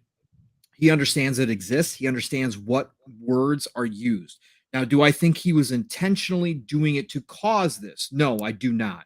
I believe he intentionally used the term DLC because he has a different definition of what that means when he describes something as DLC. And Yeah, he's not going to allow the console warriors to define what that means in his realm. And so I think because he's an OG, right, and he's a developer and he's somebody who's been there already, he's made games again, which very few in this community can say, right? And he's exactly. made some of the greatest games of all time in some people's, or greatest franchises, I should say, of all time in some people's heads, and Twisted Metal and God of War. Right. So this man has earned that. And so I think for him, using the DLC was intentional, but it was to say, hey, I'm not going to let you guys take how I would describe something that I'm seeing and use it for your, because DLC has been used in the console war already as something to put down a game. Oh, that looks like Right. DLC, right? Right. So I think Jaffe did that on purpose, right? He said a couple of things on the podcast which I thought was really interesting. He said that, obviously the podcast that he was on where this happened, he did mention that apparently they they see the DLC slogan as a shot at Yeah, the game. yeah, it's a label. And Correct. yeah, correct, as a label. Thank you. Yeah. And the thing is that he did explain that what he meant by DLC is that it's more of the same. And he did say that he kind of blames whoever decided to put that trailer together and release it like that. He Mhm. did say that it was his opinion that it should have if he was the one in charge and in charge of putting it together, it would have showcased something different to the audience. Like, for example, hey, on this version you can play as both Kratos and Atreus, or Right. there's some new element in the Some new game here. mechanics, something. Yeah. Exactly. Or as, I don't know, an RTS element. I have no idea. And I'm not saying, yeah, I'm not saying that they're going to do that, but I'm just saying, something like that. You're gonna All make of me a want to sudden, play God of War now. Jeez. all of a sudden it turns into a shooter. I'm sure everybody would like that. But that's basically where he was coming from. And I think that his frustration about the whole thing is that it, it's not. And again, I'm not defending him or anything like that. I mean, it's not about that. But the dude did say, and I do agree with him. It's not like if it's a nobody saying these things. He Right. has over 25 years Right. expertise in the Yeah, industry. he's earned it. So his word has a little bit more merit than even mine's and yours. Yeah. Pong, he's been there. He's been in the trenches. So that's where his opinion was coming from. Now, Pong, what do you think about the reaction of those individuals and just the way that they came across? I mean, that's something that obviously I'm new to this game, Pong, and I would, number one, I don't treat people that way. Even Outside even of even somebody you outside of disagree with, correct? yeah, I don't treat people that way outside of this gaming Right. stuff. In anywhere, and especially I wouldn't treat a guest that way because it's just not right. And the thing is, what do you think about that? Do you think that there's a word being thrown around by a lot of people that it's passionate. I call it something else. Okay, so what do you think about that? Look, this is something that drives me absolutely insane. Obviously, I've gone on rants. I've spoken out about this. Steele and I speak out about this often on Living Split Screen. As Steele says, it's corny. Okay, Yeah, it's corny. It's childish. I've called them children. If you were an adult to bring somebody on, and again, Jaffe doesn't need any of us to defend him. right, Jaffe defends himself very well. He had a great response video, okay, which broke it all down, how he praised God, loves God of War, okay, right, loves it. He needs no defense here whatsoever. What I'm right. going to say is that when you have somebody like Jaffe on, you have a responsibility, even if your shtick, and that's what I call a lot of what these guys do. It's their shtick, right? Hmm. It's the way that they get their attention is by having these shows that are highly flammable, highly dramatic, highly toxic. It gets certain people to show up. But Drama when you have sells. right, when you have somebody like Jaffe, you have a responsibility, however, as somebody who considers themselves a part of this community, and you consider yourselves as big a part of this community as you do, in the fact that you have your own podcast and you think you're out here trumpeting for gamers and and doing all this good work in your way, if you're going to bring Jaffe on, you have a responsibility to understand that there's going to be other eyes that come on your podcast. Okay, Right. because somebody like Jaffe, even though he's down amongst us, he's no longer a developer, right? Again, he'll always be a developer. He's no longer actively developing. He's not a part of Sony. He's nothing like that. So he's one of us, right? He's Right. out here podcasting. He's doing his thing. But you bring on somebody with his name, you're going to draw eyes from all over. There are going to be people who see David Jaffe show up on a podcast, and it's going to be somebody from the media, somebody interested in video games, whatever the case may be, who recognize who Jaffe is, and they're going to show up and they're going to watch your podcast. You have a responsibility to your viewers to maintain a level of respect when somebody like Jaffe comes on. If you guys want to Absolutely. have your garbage when you are just amongst yourselves, cool, right? That's fine. But when you bring somebody like Jaffe on, I think you have responsibility, because those eyes don't necessarily know who you are as a part of this community. And their first impression is you or a panel member of yours going to that level with Jaffe, to the level where in your voice, that's not passion. That sounded like you would have actually swung on Jaffe if you were Yeah. standing in front, right, It sounded of like if him. somebody said something about a family Personal attack, member. right? Yeah. Right. Somebody Yeah. somebody said something about your wife or your girlfriend or your kids or something like. That's how you came at Right. him, right? Now, And now, and to, right now, everyone at home, what I'm gonna do now is I'm gonna play. This is not God of War Ragnarok, even though it looks like it. I'm just messing around. I'm just messing around. But this is I'm gonna play the God of War 2016 masterpiece here, and 2018 masterpiece, and then I'm gonna show God of War Ragnarok so we can kind of see yeah. the transition. While you finish your thought there, Pong. Yeah, Sorry yeah, to no interrupt you. problem whatsoever. No, so I just think that it's a bad look, and this is why I speak out on this stuff in the community. There's people out here who say, just let people do what they want to do. Don't look. I'm not trying to cancel anybody. I'm not calling for people to be kicked off YouTube or Twitter or anything like that. This is free country, free speech, all about it. I'm number one, okay, when it Right. comes to that stuff. But I'm going to counterpoint what you do if you bring that type of dark negative energy into this community. Okay. Yeah. Because this is not the place for it. I don't care how you want to justify it. In my eyes, there's no place for it in the video game industry. Okay. I don't care what you call it. Jokes amongst people you know, sure. In the public square, look, you're drawing that into this community, which is unneeded. And then all of a sudden, somebody does watch that and goes, yep, this is why we have all the stigmas against video games and video game Exactly. players. Look, they're a bunch of jokes, right? Exactly. Again, as Steele says, you're all corny. I want nothing to do with this. This is garbage. This is what you're all like, right? Right. Whether fair or not. That's how that affects other people. And again, we see this in the console war.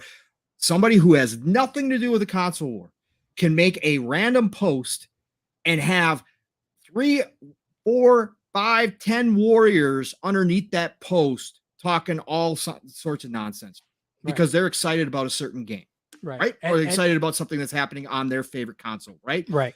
They have nothing to do with the console war. They don't console war. They don't get involved. And that's still, again, that's what you cause when you have this type of energy out there. So that's why I always speak out against it. And again, what happened with Jaffe? Jaffe defended himself. Jaffe, again, is not above it. Jaffe came back. Jaffe was yelling. Jaffe got riled up as well, right? There was points of that as well. But that's, and again, I'm not going to say that he was in the right. He walked into a situation. He's been on that show. He knows the person who runs that show. He knows who he is. Okay. So he walked in there willingly. Okay. So it is kind of on Jaffe as well. But I'm saying that is not normal discourse. That is not passion. Okay. That's flat out anger. That's hate towards somebody. And here's the thing, right? For that gentleman, I don't know his name and I apologize, but for that gentleman, I'm Hispanic, okay, Pong. In case you couldn't tell, but I'm Hispanic. So in our Hispanic background, right? There's a stigma that we're very passionate. That's where that Latino heat comes from, So there are times, especially when I was younger, and I still do it from time to time, brother. I mean, this is a normal thing. Um, there's a level of tone and volume that you can get to because you feel so passionate, Yeah. or you have these feelings about something. But there comes a time, and I learned this, and I keep on learning it throughout my life. It's so important to kind of watch kind of that tone, and that the way that you're trying to express that message, because what happens is that in what you're trying to say, the message is missed because all you hear is the volume. Right. So Right. can maybe that individual did have a valid point and he felt that way, or whatever. But if he would have done it in another way, they could have had a discourse, could have given his feedback why he felt the way he did. And maybe Jaffe would have taken that feedback and said, you know what? You made me think about this a different way. You know what I'm saying? And that's my only, thing. Not to give we don't got to give pointers to other dudes or anything like that. But guys, just understand, if you guys want to keep on succeeding in your channel, and you guys want to have more guests like Jaffe on, and be really voices for the PlayStation community, it's not the best way to go about it, in my opinion.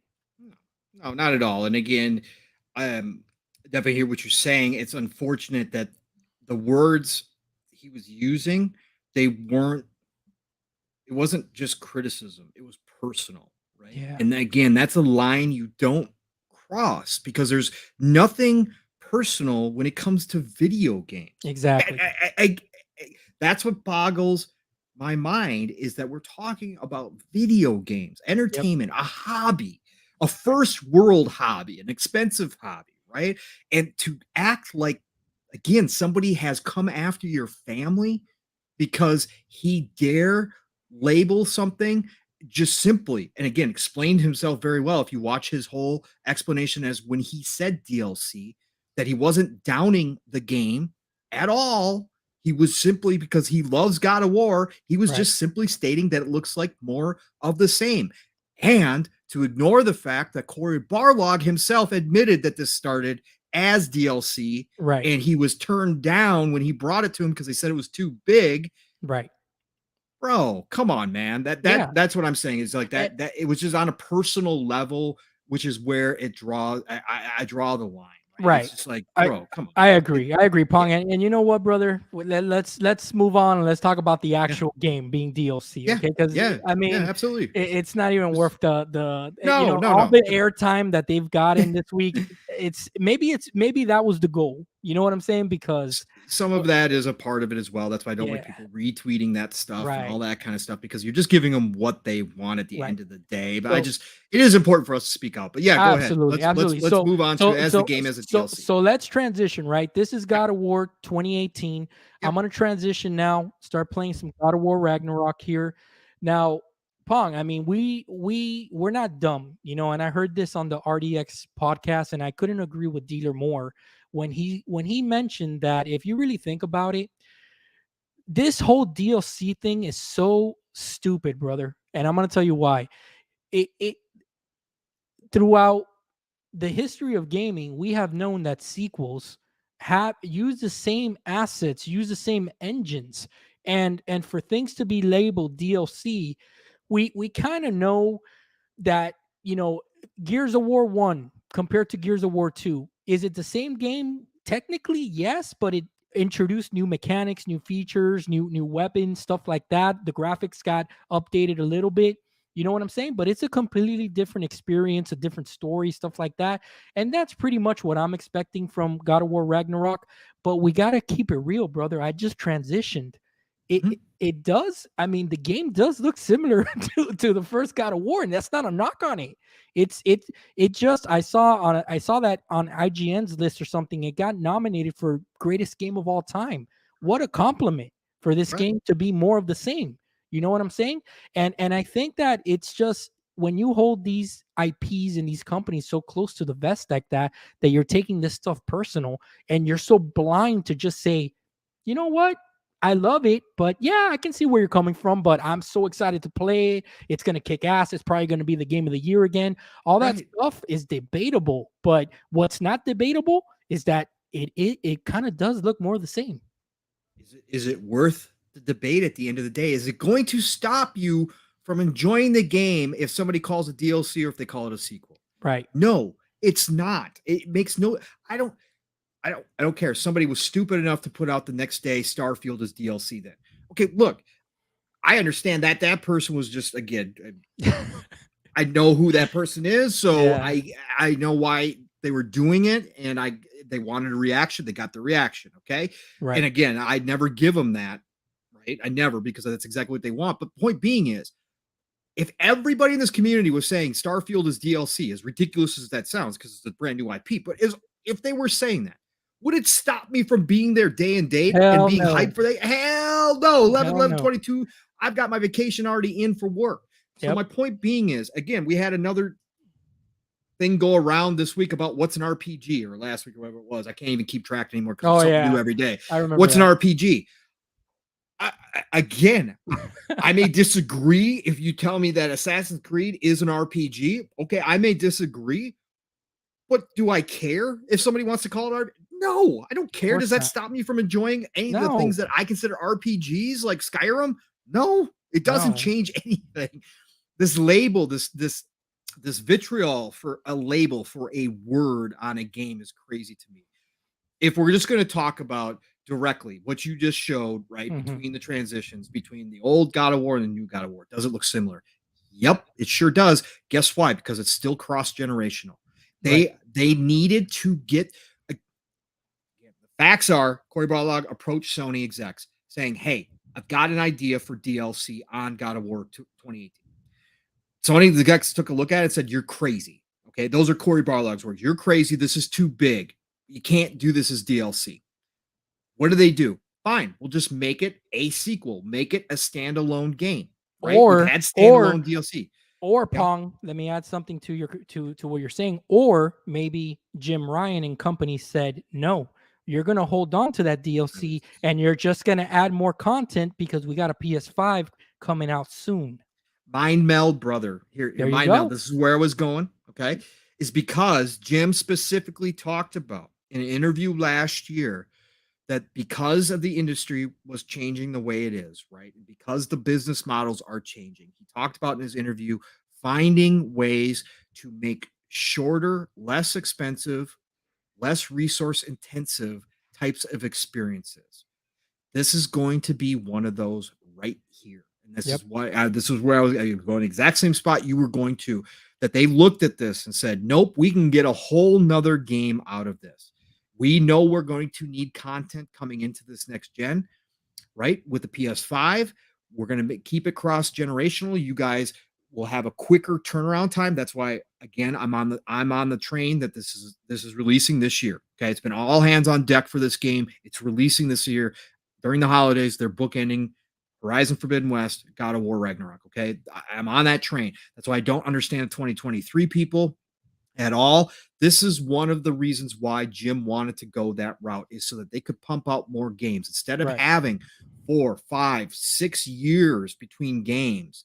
They could turn around and have a game out basically in right around 3.5 years, even during a pandemic, because all they do is use a lot of the same assets they had from one of the best games, according to a lot of people, ever made in God of War. Use a lot of the same assets, bring in all these new story elements, add some new environments to it, and you got yourself a freaking full-fledged brand new sequel in a very quick amount of time, which you can Exactly. use to fill your content needs, which they knew they were going to have, right? They knew this was coming. They knew they weren't going to have enough against what Xbox was doing, buying up all these studios. They knew they had to find new ways. That's why they're expanding all their studios so they can all work on 2, 3 different projects. But God of War Ragnarok was one of those quick turnaround titles that Jim was talking about in that interview. And you want to It's know no shade. It's and not you shade. and you want to know something? Not at all, not at all, Pong. And it Huh? makes perfect sense, and it makes perfect business sense because Yes. if you take a look, were you able to play and beat Spider-Man Miles Morales? No. No, sir. I'm not a Okay. Spider-Man fan. Okay. No, no, that's No. fine. But Yeah, guess but no, what? no, it's exactly like Fuzzy said. Miles Morales was one of those games. Fantastic. Yes, yes, Fantastic experience. Was it a lot yeah, shorter than the Spider-Man yeah. game? Yes, it was. But you know what? For what it was, for the story that they wanted to tell, it was perfect. So And it's one of the it biggest sellers they have, if not the biggest right. seller. It was one of the fastest selling games they've ever had, right? Exactly. And it still continues to be the top 10 every single month. So I'll be honest with you. If that's the route that Sony's gonna take, Yep. I personally don't have a problem with it if they can crank out content faster. Because again, the level of storytelling, the level of game, it was good. It was a good, very good, solid experience. And and I think that the diehard Sony fan will listen to that and have a problem with it, right? Because they'll think that it's a knock on the quality of that Sony's known for, but not at all. It's not at all. I mean, and again, Miles Morales is the perfect catalyst for that, and I think that God of War is going to be also. These are stop gaps, John, while they get the backside of things fired up as they went and acquired all these other studios, some of them smaller, some of them support studios, but they do have a lot more talent than they did at one time. As they expand their studios out to work on 2 to 3 projects, they needed stopgap content. The Yeah. next God of War is already rumored to be going away from the Norse gods. There's some rumors out there that it might be going Egyptian next Ooh, time around. nice. Look, that game, it's not going to be every single game they do this with. They're going to pick and choose certain games to give these shorter types of experiences, or even if they're not shorter, even if they wind up being a full-fledged, like a full-length sequel, just like the first one, but they're going to reuse those assets. But they're transitioning over to the current gen PS5 era now. So that next God of War, they're going to give Sony Santa Monica 4 or 5 years to come out with that Right. IP. I believe it. Then, Yep. then the turnaround, depending on how they move forward. Again, there's a lot going on Sony right now. I believe there's a lot of business models being changed. They might be adapting to this new future where they're adding multiplayer to a lot of their single player games. They're going to be adding, monetizing a lot of more content within these games. So either they're going to add DLC to the next God of War, which they didn't do for God of War 2018, or they might do another quick turnaround, like a 2.5, 3 year period, and all of a sudden you've got a sequel, but it's going to reuse and carry on the story from the last one without doing a whole, refresh or brand new engine or brand new mechanics. They're just going to take what works and make sure that they can turn around that time a lot quicker to keep it going. And that is not a knock. It No, not at works. all. Miles Morales was a huge hit for them. Yep. Huge And a hit, big seller. And a big gigantic seller. seller. So it sells PlayStations, and that's Right. what they want. So again, this might just be the new model we are seeing out of them. It's not going to be every game, but they are going to work with certain ones that they can see that it will be effective on the turnaround, so that business wise they can capitalize. That's Right. all they're doing is capitalizing. And the thing is, Jim, right? We've always said that he's a numbers guy, right? So wouldn't it be better for Jim and the bottom line to, I mean, the level of quality of these games is incredible, right? Look at Horizon. Yep. Horizon looks phenomenal on a PS4 and a PS5. So you don't think that Jim might be looking at these titles and saying they look good enough to me? You know Why what I'm not? saying? Why Why not? not? Why? I mean, again, Jim is a numbers guy, but he also, again, they've painted themselves in a corner a bit here, right? Which is not a bad corner, but every game is expected with a certain Metacritic. We know Jim is high on those Metacritic Yeah. ratings, right? Yeah. We know that for a fact, the way that he's treated games like Days Gone, right? We Right. know for a fact that there's something about that number that has to be great. Right. So they've kind of painted themselves in a corner, because as we saw with the community, with the fans, the Sony fans, if a game comes out and it's not a 90, It's right? a it's a failure. Yeah. Now they're like, oh, now they're going after the reviewers for high Yeah. 80 scores, right? Right. Because Sony has created this mystique, which is great. Again, business wise, Apple does it. Like you again, Nintendo does it, Apple does it. They created this mystique, this premium content experience, right? Right. Right. So they've got to balance that out. So when Jim thinks it looks good enough, I think it's more Jim knows his teams well enough that he's got these world-class developers that they've created this whole system of how to get these games out and have these high Metacritics, highest Right. quality out there in a lot of instances that really get rave reviews. And I think he's confident that those teams can turn around and do the same thing with a little bit less time if they're going to reuse some of the assets Yeah. and go ahead. And I think that the teams are willing to do that. Again, Yeah. there's no reason why they wouldn't be. If Jim comes and asks them, hey, can you make God of War Ragnarok, let's say in a 3-year, 4-year period, can you get that turnaround? Team's going to go, heck yeah, of course we Of can. If we're course. not building a whole new engine, yeah, of course, And the absolutely, let's way do it. and the way that I see it, right? Because again, Yeah. we are intrigued with the industry side of things. If I'm in Jim's chair, numbers guy again, and I see titles like Madden, Call of Duty coming out year after year after year, Mhm. I'm thinking in the back of my mind, why can't there be a God of War every 2 or 3 years? You know, it could be like to me. It is it is like I said, it's going to be because they paint themselves in corner, but that's why they're diversifying too, Yeah, right? I get They're it. diversifying their portfolio. We're going to see some games, especially with those games as a service he's been talking about, that are going to try new things that may not hit those high 80s, low 90s meta scores, but they're still going to be profitable and they're going to be worth something to their service and going forward, their ecosystem, right? And I think that's Jim's learning that now is how he's going to balance that out. He doesn't want all of his teams going Right, that route, right? He right. wants some of those teams, the Naughty Dogs, the Sony Santa Monica's, the Insomniacs, to continue to do what they've been doing without, you know, without sacrificing quality, right? Without Right. sacrificing that Metacritic. So he's going to give them the time, but he's going to bring in other teams that are going to do different styles of games than they currently are masters at because they have to. And Yeah. not all those games are going to hit right. Yeah. But again, some of them for the numbers guy, he's going to see, oh, this one got an 80 Metacritic, right? But dang, look at that revenue stream coming in, right? Right. Look at this monetization we got out of this games as a Hmm. service, right? That's going to be okay. He's going to turn the other cheek and be like, nah, I'm cool with that. That's Yeah, of cool. That's course. It's fine. making money. It's a big seller. Right. For It's sure. fun. It's out there. It might just not be that Sony quality, but they're going to balance that out between all their studios. And I think that that's what they're currently planning on doing going forward with all these acquisitions and all these second and third party deals that they're doing. That makes sense. That makes sense. Yeah. Did you see Benji Sales? He posted that position for PC, I Yes. think Yeah. lead or something like that. Yeah. Do you Yeah. think, Pong, I'm just gonna straight out ask you, you think that means day and date with PC, or is that kind of like Well, someone to kind of be the shepherd of these titles coming out on shorter windows and stuff like that? I think they're getting their PC division together, is what they're doing right now with the purchases like Nixus and that kind of stuff. And I think they're going to have a whole PC division um, that kind of is in handling that. And I think the further we go through this generation, the closer to day and date we get for those games. And I think eventually we will see not every title. I think they will hold some to keep that mystique around, right? Yeah, That yeah. exclusivity mystique around.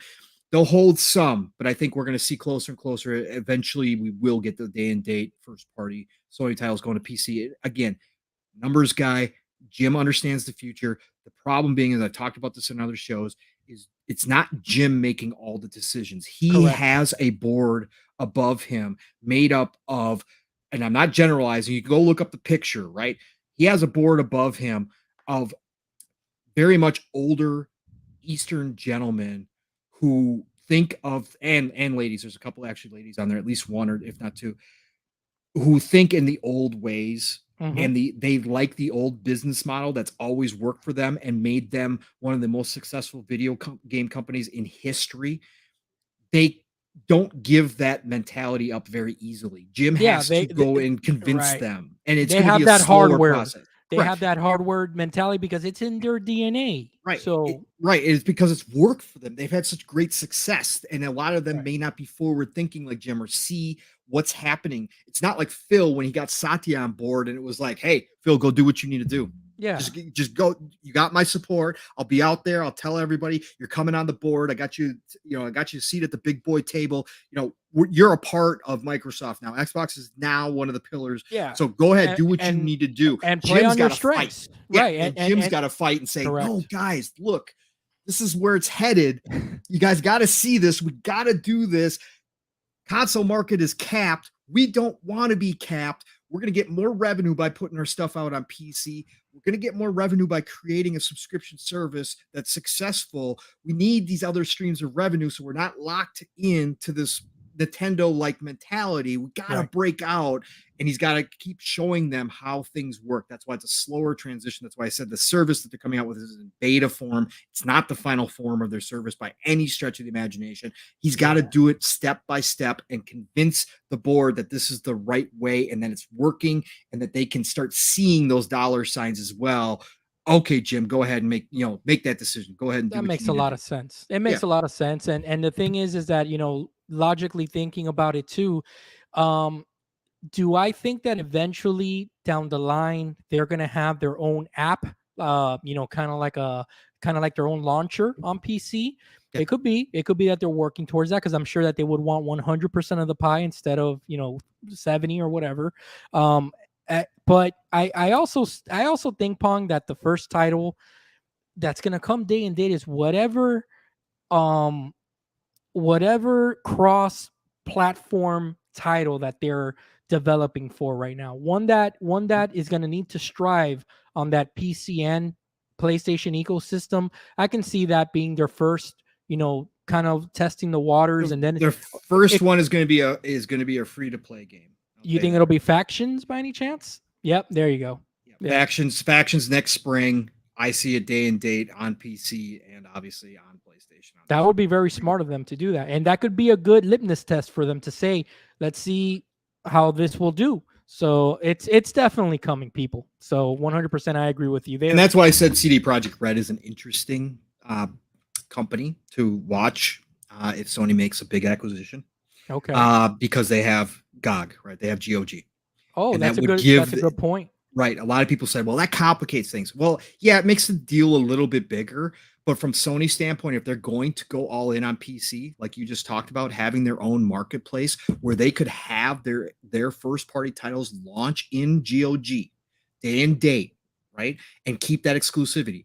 Wait 6 months, put them on Epic, put them on Steam, right? But they could still keep that mystique because it would be their own launcher. They take all the money, right? They wouldn't be sharing the money. It would definitely work well with the new model going forward if they acquired that. It would give them a PC presence because GOG, all things considered, Steam and Epic are both, obviously the two biggest that we all think of, but GOG does very well for CD Projekt Red. So. And they'll already be absorbing those customers, which is important to them, So I like that. I like that, Pong. I hadn't heard that before. So I definitely like that. And on top of it, the cherry on top for them would be to get one of these Western RPG, one of the top echelon ones, one of the last ones that are available. Yeah. So and in my opinion, they need it because Xbox kind of absorbed them all. Yeah, they need those engaging hundreds of hour type big open world games to go along with their single player games to go along with they're getting some multiplayer games,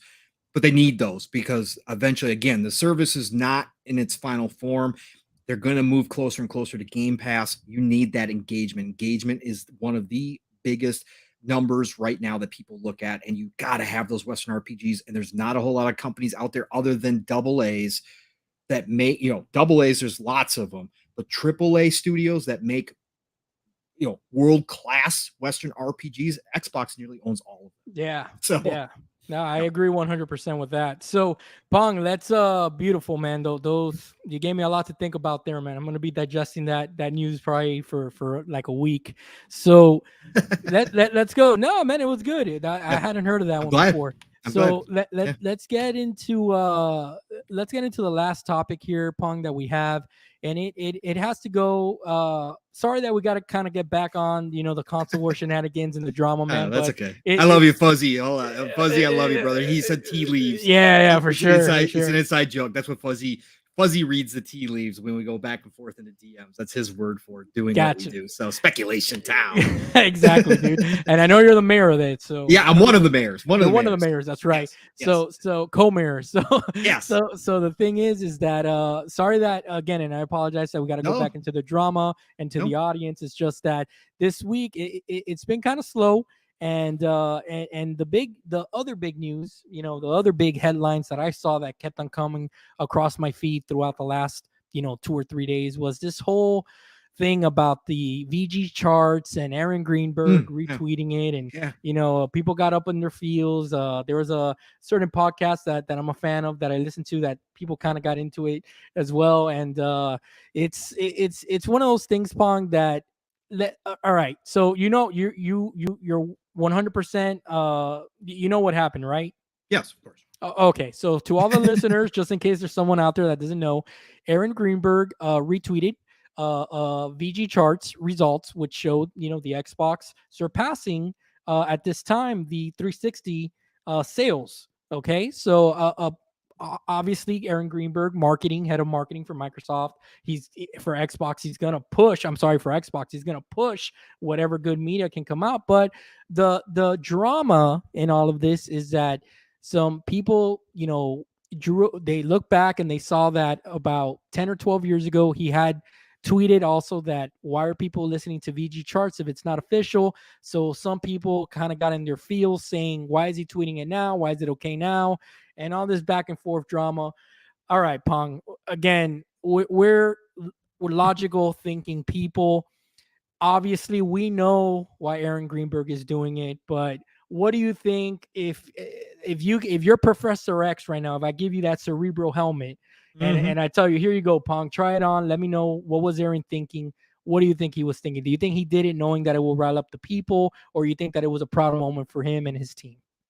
Yeah, so I've had two major rants on this week. So this is major rants. Both Xbox Ultimate and Living Split Screen. I went in deep on this because again, this is the stuff that just annoys the heck out of me, and I'm so passionate about this community. I hate the negativity. Like I don't fight it directly on Twitter because it's pointless on Twitter, but when I do have my platform, I do fight it and speak out about it because I think it's so important people Yep. realize that that's not how the entire community thinks in any way, shape, or form. But let's talk directly about what Aaron Greenberg did. Aaron Greenberg, if you read his tweet, was thanking the community for all the love and support that have gotten to them to this point. Okay, pure and simple. That's all it was. It was him being the GM of Xbox marketing. Yeah. Okay, I know the horror that a marketing head of marketing for Xbox would do marketing stuff, right? I mean, that's just crazy to know that's what he's doing, You right? just blew my mind right now, Pong. I can't I know, believe it. right? I know. Wow. God, man, He was doing his job. doing his job. Exactly, exactly. And I think all right, let me deviate. I'm not going to one of my rants again. I've already done enough this weekend, but deviate a little bit. Some of the mentality here, why this upsets so many people, is because they don't have their own front facing um their favorite platform does not have any front facing higher ups in the True. community. That's They true. can't speak directly to their people, and Sony does not speak directly to their gamers. Now, Herman Holst does from time to time. I love Herman. I wish they would make him the face.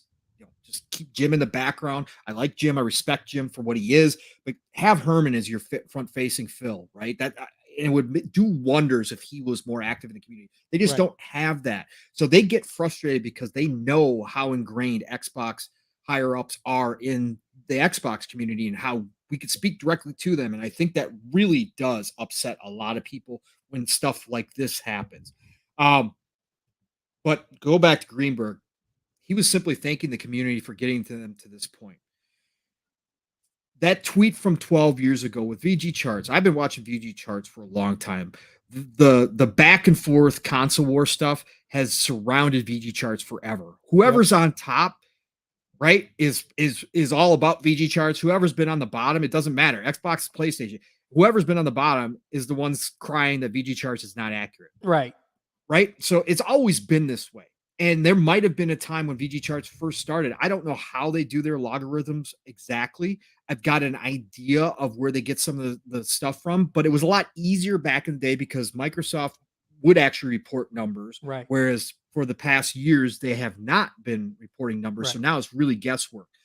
But to say that a company like VG charts or a site like VG charts, whose main business is kind of projecting out numbers and estimating things, to say that they haven't gotten better at what they do after 12 years, bro, brother, I can't get down with that because they Yeah. would have been gone a long time ago. But like people would have stopped looking at their stuff if they were really that far off and inaccurate, right? Right. So again, what are we talking about here? What are you guys saying?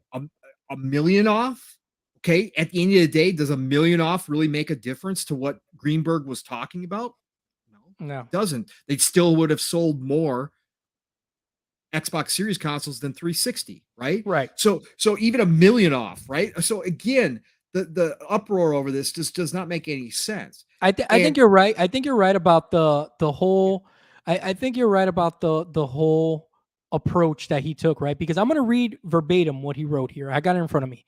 Thanks to all the people who have helped support the growth and adoption of Xbox so far this generation. Lots of work ahead, and hopefully, supply continues to improve globally as well. Okay, right, right. so 100% he's thanking the community. Is he kind of confirming that VG charts is correct? Oh, Maybe. well, you that's what you I'm know saying. After 12 years, so back in the day, but again, okay, so there's two ways to look at this, right? And I'll break this down. There's two ways to look at this. So Greenberg 12 years ago, Xbox down, right? Xbox not in the best spot. PS3 had come back at the end of that generation because it was a Blu-ray player and overtook Xbox 360 coming in Xbox One generation. We know the whole story, right? So 12 years ago, Xbox wasn't in the best place possible, right? So right, Greenberg, as a marketing man for Xbox, is going to damage control.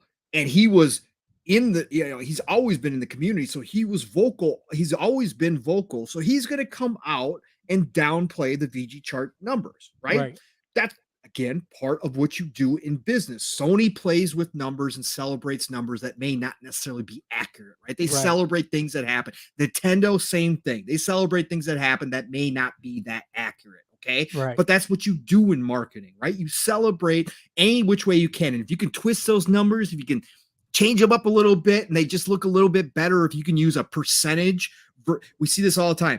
You see percentages celebrated, like percentages of increase celebrated right, versus the right. actual numbers because the Yeah, percentage number looks better, right? right, We know right. how this works in business. This happens everywhere. So he's downplaying VG charts 12 years ago, right? That's one option, is that he's downplaying VG charts 12 years ago. And now that VG charts is looking good, he's celebrating it, right? Of course, Okay, yeah. again, both marketing.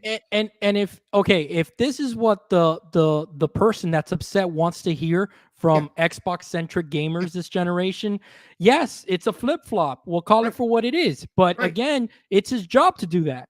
Correct. Right, So exactly. Or the other thing is that 12 years ago, VG Charts was not good at estimating.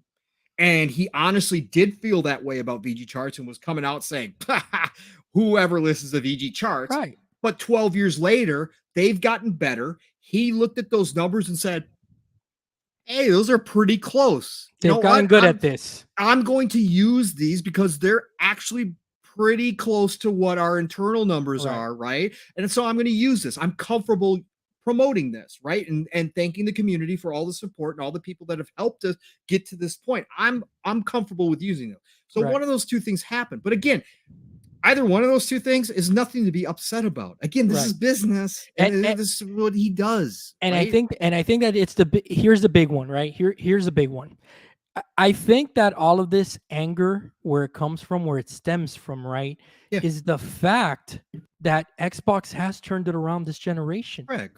and That and yeah. and there's nothing wrong with that. And the thing is that Nintendo is on top of the charts. Mhm. I every time that I see one of these VG charts posts come out, I'm quick to always mention congrats and kudos to Nintendo for keeping it, keep on selling like Yeah. hotcakes. They don't lose steam. Congrats to Xbox for overcoming your obstacles and your hurdles and your shortages and all the stuff you needed to do. And PlayStation, you're still the probably the most desired console out of the three. But get your shit together and get some chips out there for your fans. Get some systems out there for your fans. Figure it out. How you got to do it, I don't know, but just figure it out. But again, it's one of those things that it's like, I think that the problem is that just give the kudos tip your hat. In a football game, you're watching a football game, two great teams playing each other. Even if you hate the other team, even if it's a stigma to even say something good about the other team, if you get burned by the quarterback on the last play of the game, just tip your hat and say, good, you got us.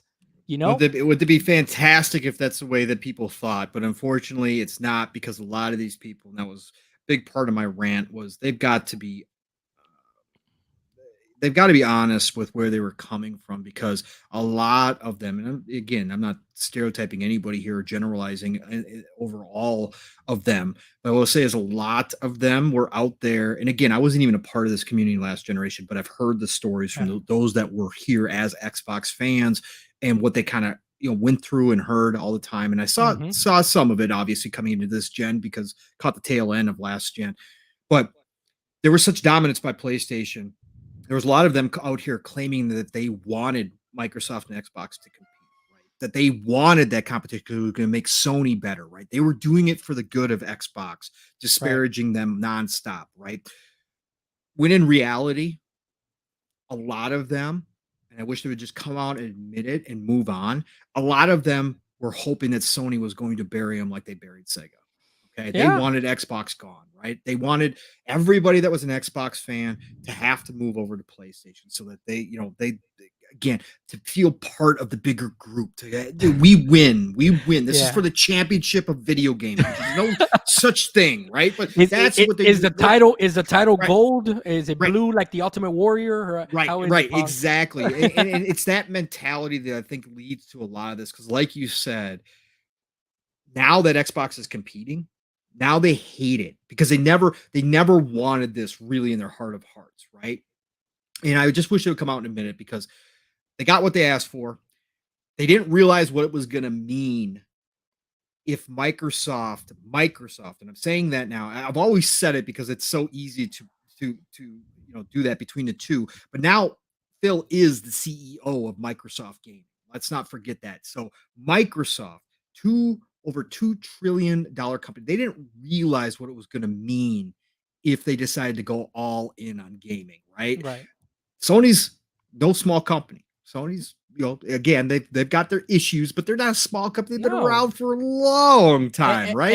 And they are right now, between the two, they are the heavyweight champion of the world. Correct. They are. And I still say that. We don't have a problem saying that. No, not at all. No, they got the mind share. They still do worldwide. They've got the mind share, but now Xbox is starting to come back in and they're playing for real. And Xbox is once again, just like in the 360 days, they are changing some of the rules. Okay. The rules of engagement are now changing. Sony got away with what they got away with last generation, which they did awesome. They did a lot of great things last generation, put out a ton of fantastic games, right? Did it the right way last gen.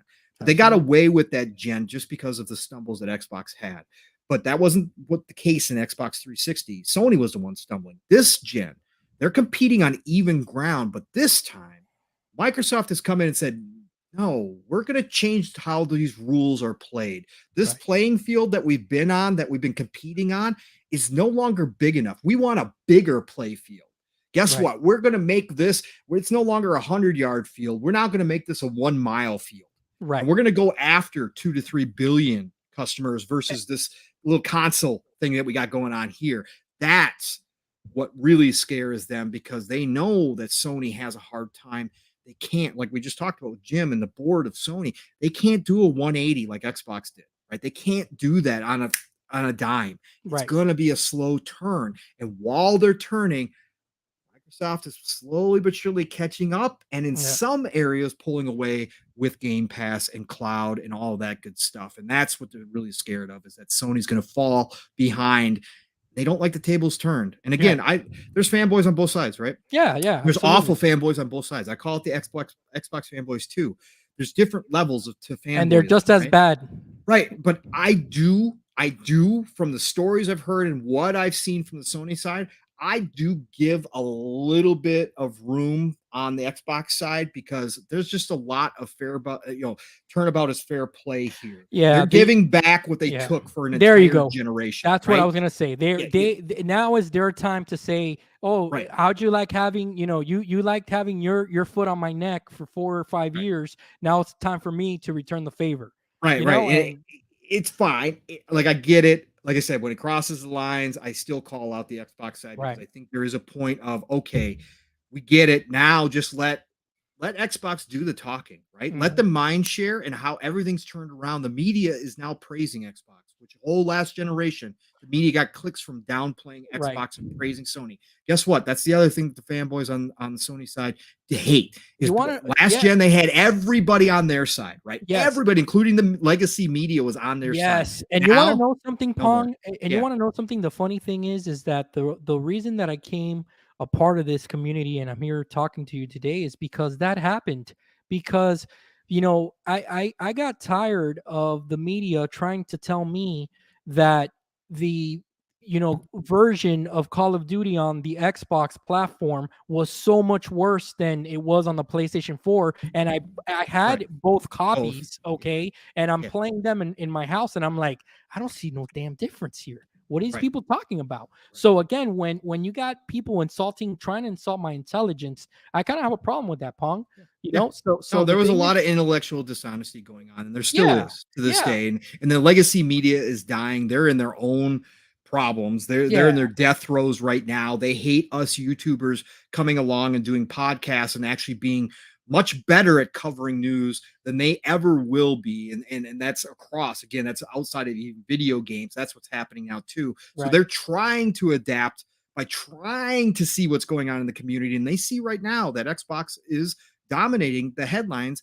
and is getting the hype and is doing a lot of great things. And so now they're starting to write those I'll positive I'll take the articles. word. I'll take the word from, I guess you can say, our mentor. If that's is, Yeah. would you consider Boom your mentor? Because Oh, of course. Boom's one of yeah, them. Sure. for Absolutely. He's one sure. of the reasons why I did it. Yeah. He's a godfather, So, Yeah. and he gave me my first shot too. I asked him, man, without any hesitation. He's like, come on. All you need is a camera and a microphone. Speak your mind. I really appreciate that, Boom. So, the thing is that when I first heard, I think it was Double Barrel Gaming that I had first heard. It was probably 6 to 8 months before the Xbox Series consoles were releasing. I'm like, wait a minute. There's actually people that are having conversations around Mhm. Xbox and about gaming and Right. around gaming, and they're having intelligent conversations, is what I call them. Yeah. Not what we heard on Jaffe's show about Jaffe the Mhm. other day. These Correct. are intelligent conversations that we're having, where we're coming at it from different angles, and I'm like, wow, that's really incredible to hear. So I that's when I started, you know, learning about the Iron Lords of the world, the Pong Yeah. Souls of the world, and it opened me up to this community, man. And the thing Yeah. is that I'm so grateful for it because I got completely disconnected from anything having to do with gaming media. I would Mhm. look at it, I would even I would prefer to look at little websites bring out the trailer rather than giving IGN the click. Right. It got that bad. You know Right. what I'm saying? So Yeah. it was so refreshing to hear all this, and I agree with you, Pong. And where I'm going with all this is that I think that for the dudes doing out there doing this sort of thing, just understand that if you're gonna really go back and dissect every single thing that Aaron Greenberg is gonna say, throughout now to the end of the generation, it's gonna be a long generation of you doing that because Xbox they're doing well. This is Mhm. not last generation. And guess what, Pong? This is something that me and you both know really well as students of the game. For as well as Xbox has done this generation, next generation, it start all over. It's like hitting the Always reset does. button. It always Always does, man. does. So it's like hitting the reset button. It's going to be a new season, new players. We're going to have to figure out how the season's going to go. So just enjoy what you and Mav have called the golden age of gaming. Yep. I've heard you say that hundreds of times already, right? I always do, brother. That's part of my Hundreds of outro. times. But Yep. but dude, the thing is that what I mean by that is that it really is the golden age of Yes. gaming, as you always say, because finally these three companies and Xbox now more than PlayStation have paved their own way. Where Nintendo with the Wii paved their own way and said we're done trying to bring out another GameCube and competing with the Xbox and PlayStation Right. directly. We came in last place doing that. We don't want to do that no more. We're going to go in a whole different direction. We're going to catch that casual audience and we're going to play to our strengths. PlayStation, due to Xbox's whatever blunders and the mixed messaging fumbled in the beginning, PlayStation work to their advantages to play to their strengths with their marketing, and they completely ran away with the generation. So and now Xbox finally come around this generation, Pong, for the first time ever to me as an Xbox centric gamer that's been doing it since the OG Xbox. We the Xbox does not feel like the PlayStation's little brother anymore. Okay, and what I mean by that is that since they came out after the PlayStation, they always had to play catch up. Oh, we're just as good. Oh, we're innovating here. Oh, pick us instead of them. Now it's like if you don't have an Xbox as part of your gaming ecosystem, you're missing out. The same way that if you don't have a PlayStation, the Yeah. same way that if you don't have a Nintendo. And I think that this is really where us gamers should really champion the stage that we're in right now. Yep, correct. And I agree I with don't you know. wholeheartedly. That's why I do it. And again, it goes back to the 360 days. The beginning of the 360 era was a lot like this because of Sony's problems. There was exclusives coming from third parties because third party devs just refused to work on PS3. They couldn't figure it out. So Xbox got default exclusives, right? And so if you didn't have a 360, bro, you were missing out on a ton of stuff, right? The Mass Exactly. Effects, Gears of War, right? All those that they went out and got, and then all the ones that just came by default, you had to have a 360. And you're right, this generation, if you're not going to have each one of these consoles, you're going to be missing something. And some people choose to do that, which is fine. Yeah. I won't buy Nintendo Switch, even though there's some games I do want to play on there. I just won't fit it in my budget because Yeah. it takes away from something else. Eventually, I'll get my PS5 and catch up on some of the exclusives that I missed out on. But that's the right now, difference. But that's the difference. You do know what you're missing out on, Yeah, and you give props. absolutely. Yep, but you have to. You have to know that. Like you said, again, if you are a gamer and you're being honest with everything, even if you hate what somebody's doing, right? I hate the fact that Nintendo does not have a current gen console, that they're not competing for my dollars, that they're not trying to entice me to come over.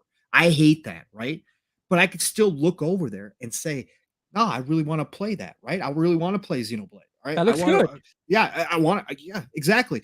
I can say that it looks great, that I'm missing out on that because I just won't buy a Switch. But I don't sit there and go, no, it sucks. Everything Nintendo puts out sucks. My God, those games are horrible. Why did Doug Bowser tweet that? Well, I mean, he tweeted 10 years ago something else. Yeah. right, exactly. And again, I'm not a Zelda fan, right? I have since Link, right, 2, I haven't cared about a Zelda game, but I still understand the concept that there's a huge, gigantic amount of gamers out there who think it's one of the greatest games of all time, Breath of the Wild, right? Yep. I don't sit there and go, nah, Breath of the Wild's trash. No, I say for me, I don't have any interest in playing. It doesn't do anything for me. I have no interest in playing, but I don't sit there and go, it should be considered, game of the year. It shouldn't be considered one of the greatest of all time. God, what are you guys, stupid? If it doesn't run 60 frames per second, Pong, it doesn't count. And all these other things that, I tweeted this morning that, I saw that what was it? It was Switch Sports, the new Switch. The Wii Sports is coming back again. Number one seller on Amazon, and I tweeted, it was kind of making fun of us, gamers, that the 4K 120 FPS crowd is niche, and that proves it. Right. It absolutely does. And again, it just proves Nintendo's dominance. I laughed when I saw it was coming out when Steele and I did our living split screen and we went through the upcoming games, and well, there it is. A lot of people have been asking for it. And I'm like, I don't get it, but I understand that a lot of people want it, and I'm like, it's going to be top of the charts, right? It's that I kid factor. understand that, right? It's that kid factor, Pong. Right, That exactly. kid factor is really the X factor that Nintendo has. Yeah, But Pong, it's been awesome, man, talking to you tonight about games and just in just like two dudes just going over games and talking the way it just good should be. times, You know man. what I'm saying? And Pong, for everyone listening, brother, I kind of put what you're on, what Appreciate it. podcast you're on at the bottom, Yeah. but let everybody know because I know that you might be on a few more that I didn't mention down there. I've got the famously long outro, so I'll give it to you. No, John, absolutely, brother. Thank you so much again. Honored and humbled to be a part of your show, that you would invite me. You've had some amazing, amazing Hall of Fame people from this community on this show. So for you to think of me and invite me, man, again, I don't take it for granted, and it means the world to me. I consider you one of those, Pong, No, by the way. no. And everybody who dropped in here to say hi, no, bro, I ain't even close to that. Don't even start. No, Like, man. I don't we know. didn't even You get into are. my podcast story, bro. I had no intention of doing this. Oh, Anyways, that's but I right. love it. I thank you. I do appreciate it. But man, those are really kind words. Anybody who dropped in here to say hi, appreciate you all, fam. And anybody who's going to listen to this later, I hope you enjoy it. Again, we wouldn't be here without any of you showing up or ever, taking an interest in what we're talking about. That means you're all passionate about this industry, right? That's what we talk about. That's what we love. That's why we try to bring the positive energy we do. Yeah, there's real discussions to have. It doesn't have to be utopia all the time, right? But if you're passionate about this community, you're passionate about this industry, keep sharing out that high energy, right? Keep sharing out the real good stuff, the positive, the love, whatever games you're playing. I don't care if it's Candy Crush. Share it out that you're excited about it, because that still means you are a gamer and a part of this community. And I try to tell people, don't let anybody try to gatekeep you, bring your energy down, steal your hype for anything. None of that garbage. Block them, mute them, whatever you got to do, get them out of there. Don't interact, just move on, but keep doing what you do to promote this community, to promote this industry, this gaming that we love, this hobby that is absolutely just blowing up right now beyond all expectations of anything I would have thought of back when I was a kid, right? So again, just keep doing what you're doing. Please, gamers, love it. It is the golden age of gaming out there, right? So enjoy this time now. Look, you can find me Pong Soul, Xbox, Twitter. You know the drill there. You can find me on some Tuesdays now. Again, real life sucks. It is what it is. Got to pay the bills. I wish I got paid to do this. I would do this 5-6 days a week. We'll get Hands there, down, brother. if I We'll could do get it. there. Yeah, we'll get there someday. Tuesdays, Xbox Factor podcast when I can. Of course, you guys all know Double Barrel Gaming, Mr. Boomstick. Boom is the man, one of the best in the community, supports everybody, loves everybody, does his best to just get out and give everybody the good information. So join Xbox Factor podcast Tuesdays, 12 p.m. Eastern, 11 o'clock Central Time. Mav's there when he can. Boxing Burgers there, VJ's there, now N64. Josh is Oh there yeah. as well. So please join us there. Thursdays, PM in the PM, Pong and Mav in the PM. Fun Speculations channel. Look, two-man crew, kind of like this. Mav and I roll in hot. Like, again, we don't plan out anything. We're just coming in. We got some topics that we want to talk about, but we can go all different directions. Sometimes we have a guest. And this week, if you're listening to this and you're going to catch us this week, this Thursday, be there 7 p.m. Eastern, 6 o'clock Central Time, because the man with a million, Rand Al Ooh, Thor, is nice. going to be on. Yeah, love Beautiful. Rand. Yeah, absolutely. Just one of the inspirations for Living Split Screen. Again, Xbox 2 is just such a great show. So Congrats. be there Thursday night. And then Friday, back over on Fun Speculation channel, Xbox Ultimate, 9 p.m. Eastern, 8 o'clock Central Time. It's a great 8, but we're going to have people coming in, coming out. Fuzzy might be there every week. Who knows? We got a lot going on. Mav always has guests as well. Please join us. We have a fantastic time. It can go left. Like, we could talk about food for 45 minutes sometimes. Just be there. You're going to never know what you're going to hear. 9 p.m. Eastern, 8 o'clock Central Time. Saturday mornings, Living Split Screen. Split Screen is all one word. My brother from another, Steel Rain, and I, we are now in season 2. Okay, season 2 has officially begun. launched on Saturday. Yep, officially launched on Saturday. So this week will be episode 54. Be there Saturday mornings, 10 a.m. Eastern, 9 o'clock Central Time. We are now well above 500 subs, headed for Mission 1K. Please help us. Drop by, check it out. You got 4+ hours usually of him and I talking. It's 3 for sure, but we've been going over 4 lately. So please buckle up. You don't have to just stay the entire time, but check it out. See if you like it. Tell some friends about it. If you do like it, subscribe. Please, it helps us out greatly. We are on that mission 1K, 10 a.m. Eastern, 9 o'clock Central Time in the morning. Otherwise, 3 p.m. UK time, living split screen every Saturday. Join us. Season 2 is going to about to be amazing. We have rants almost every week. It's going to be cool. Saturday nights, the Shot Podcast, PTK Blam. Look, 250. yeah, PTK deserves, he's been doing it for over 6.5 years. That dude runs one of the best shows around. He's been doing this for so long. He deserves so many more people watching that show. Absolutely. Saturday nights, it's a great way to end your Saturday night. Have us on in the background like you always do while you're gaming. I'm telling you, you're going to enjoy yourselves. We had Tim Dog on last night, so go check that out. Amazing show last night, 9 p.m. Eastern, 8 o'clock Central Time. PTK, myself, Fuzzy, and usually a guest. Be there Saturday nights. Otherwise, again, folks, golden age of gaming is here. Please enjoy it. Get out there, play what you love what you play, and I will talk to you all real soon. Thank you for being here and listening to us. John, again, special thanks, brother. Nothing but love and respect for what you're doing over here. Keep it going, brother. Thank you so much, Pong, and shout out to PTK, like you said, hitting that 250. Yeah. I've been a host. I've been a guest on his show a couple of times, man, and he's really good, man, and that show is solid. So 100%, guys, go check him out. Thank you, Pong. I wish you well, man, in all the podcasts that you're in, brother. Thank you, man. For sure, those numbers are going to keep on growing. Just keep on doing what you're doing, and thank you, man. And I hope you have a very successful week in whatever you're doing. Very productive. And yeah, man, let's log off now and play some games before we gotta go to work tomorrow, man. Exactly. Thanks, John.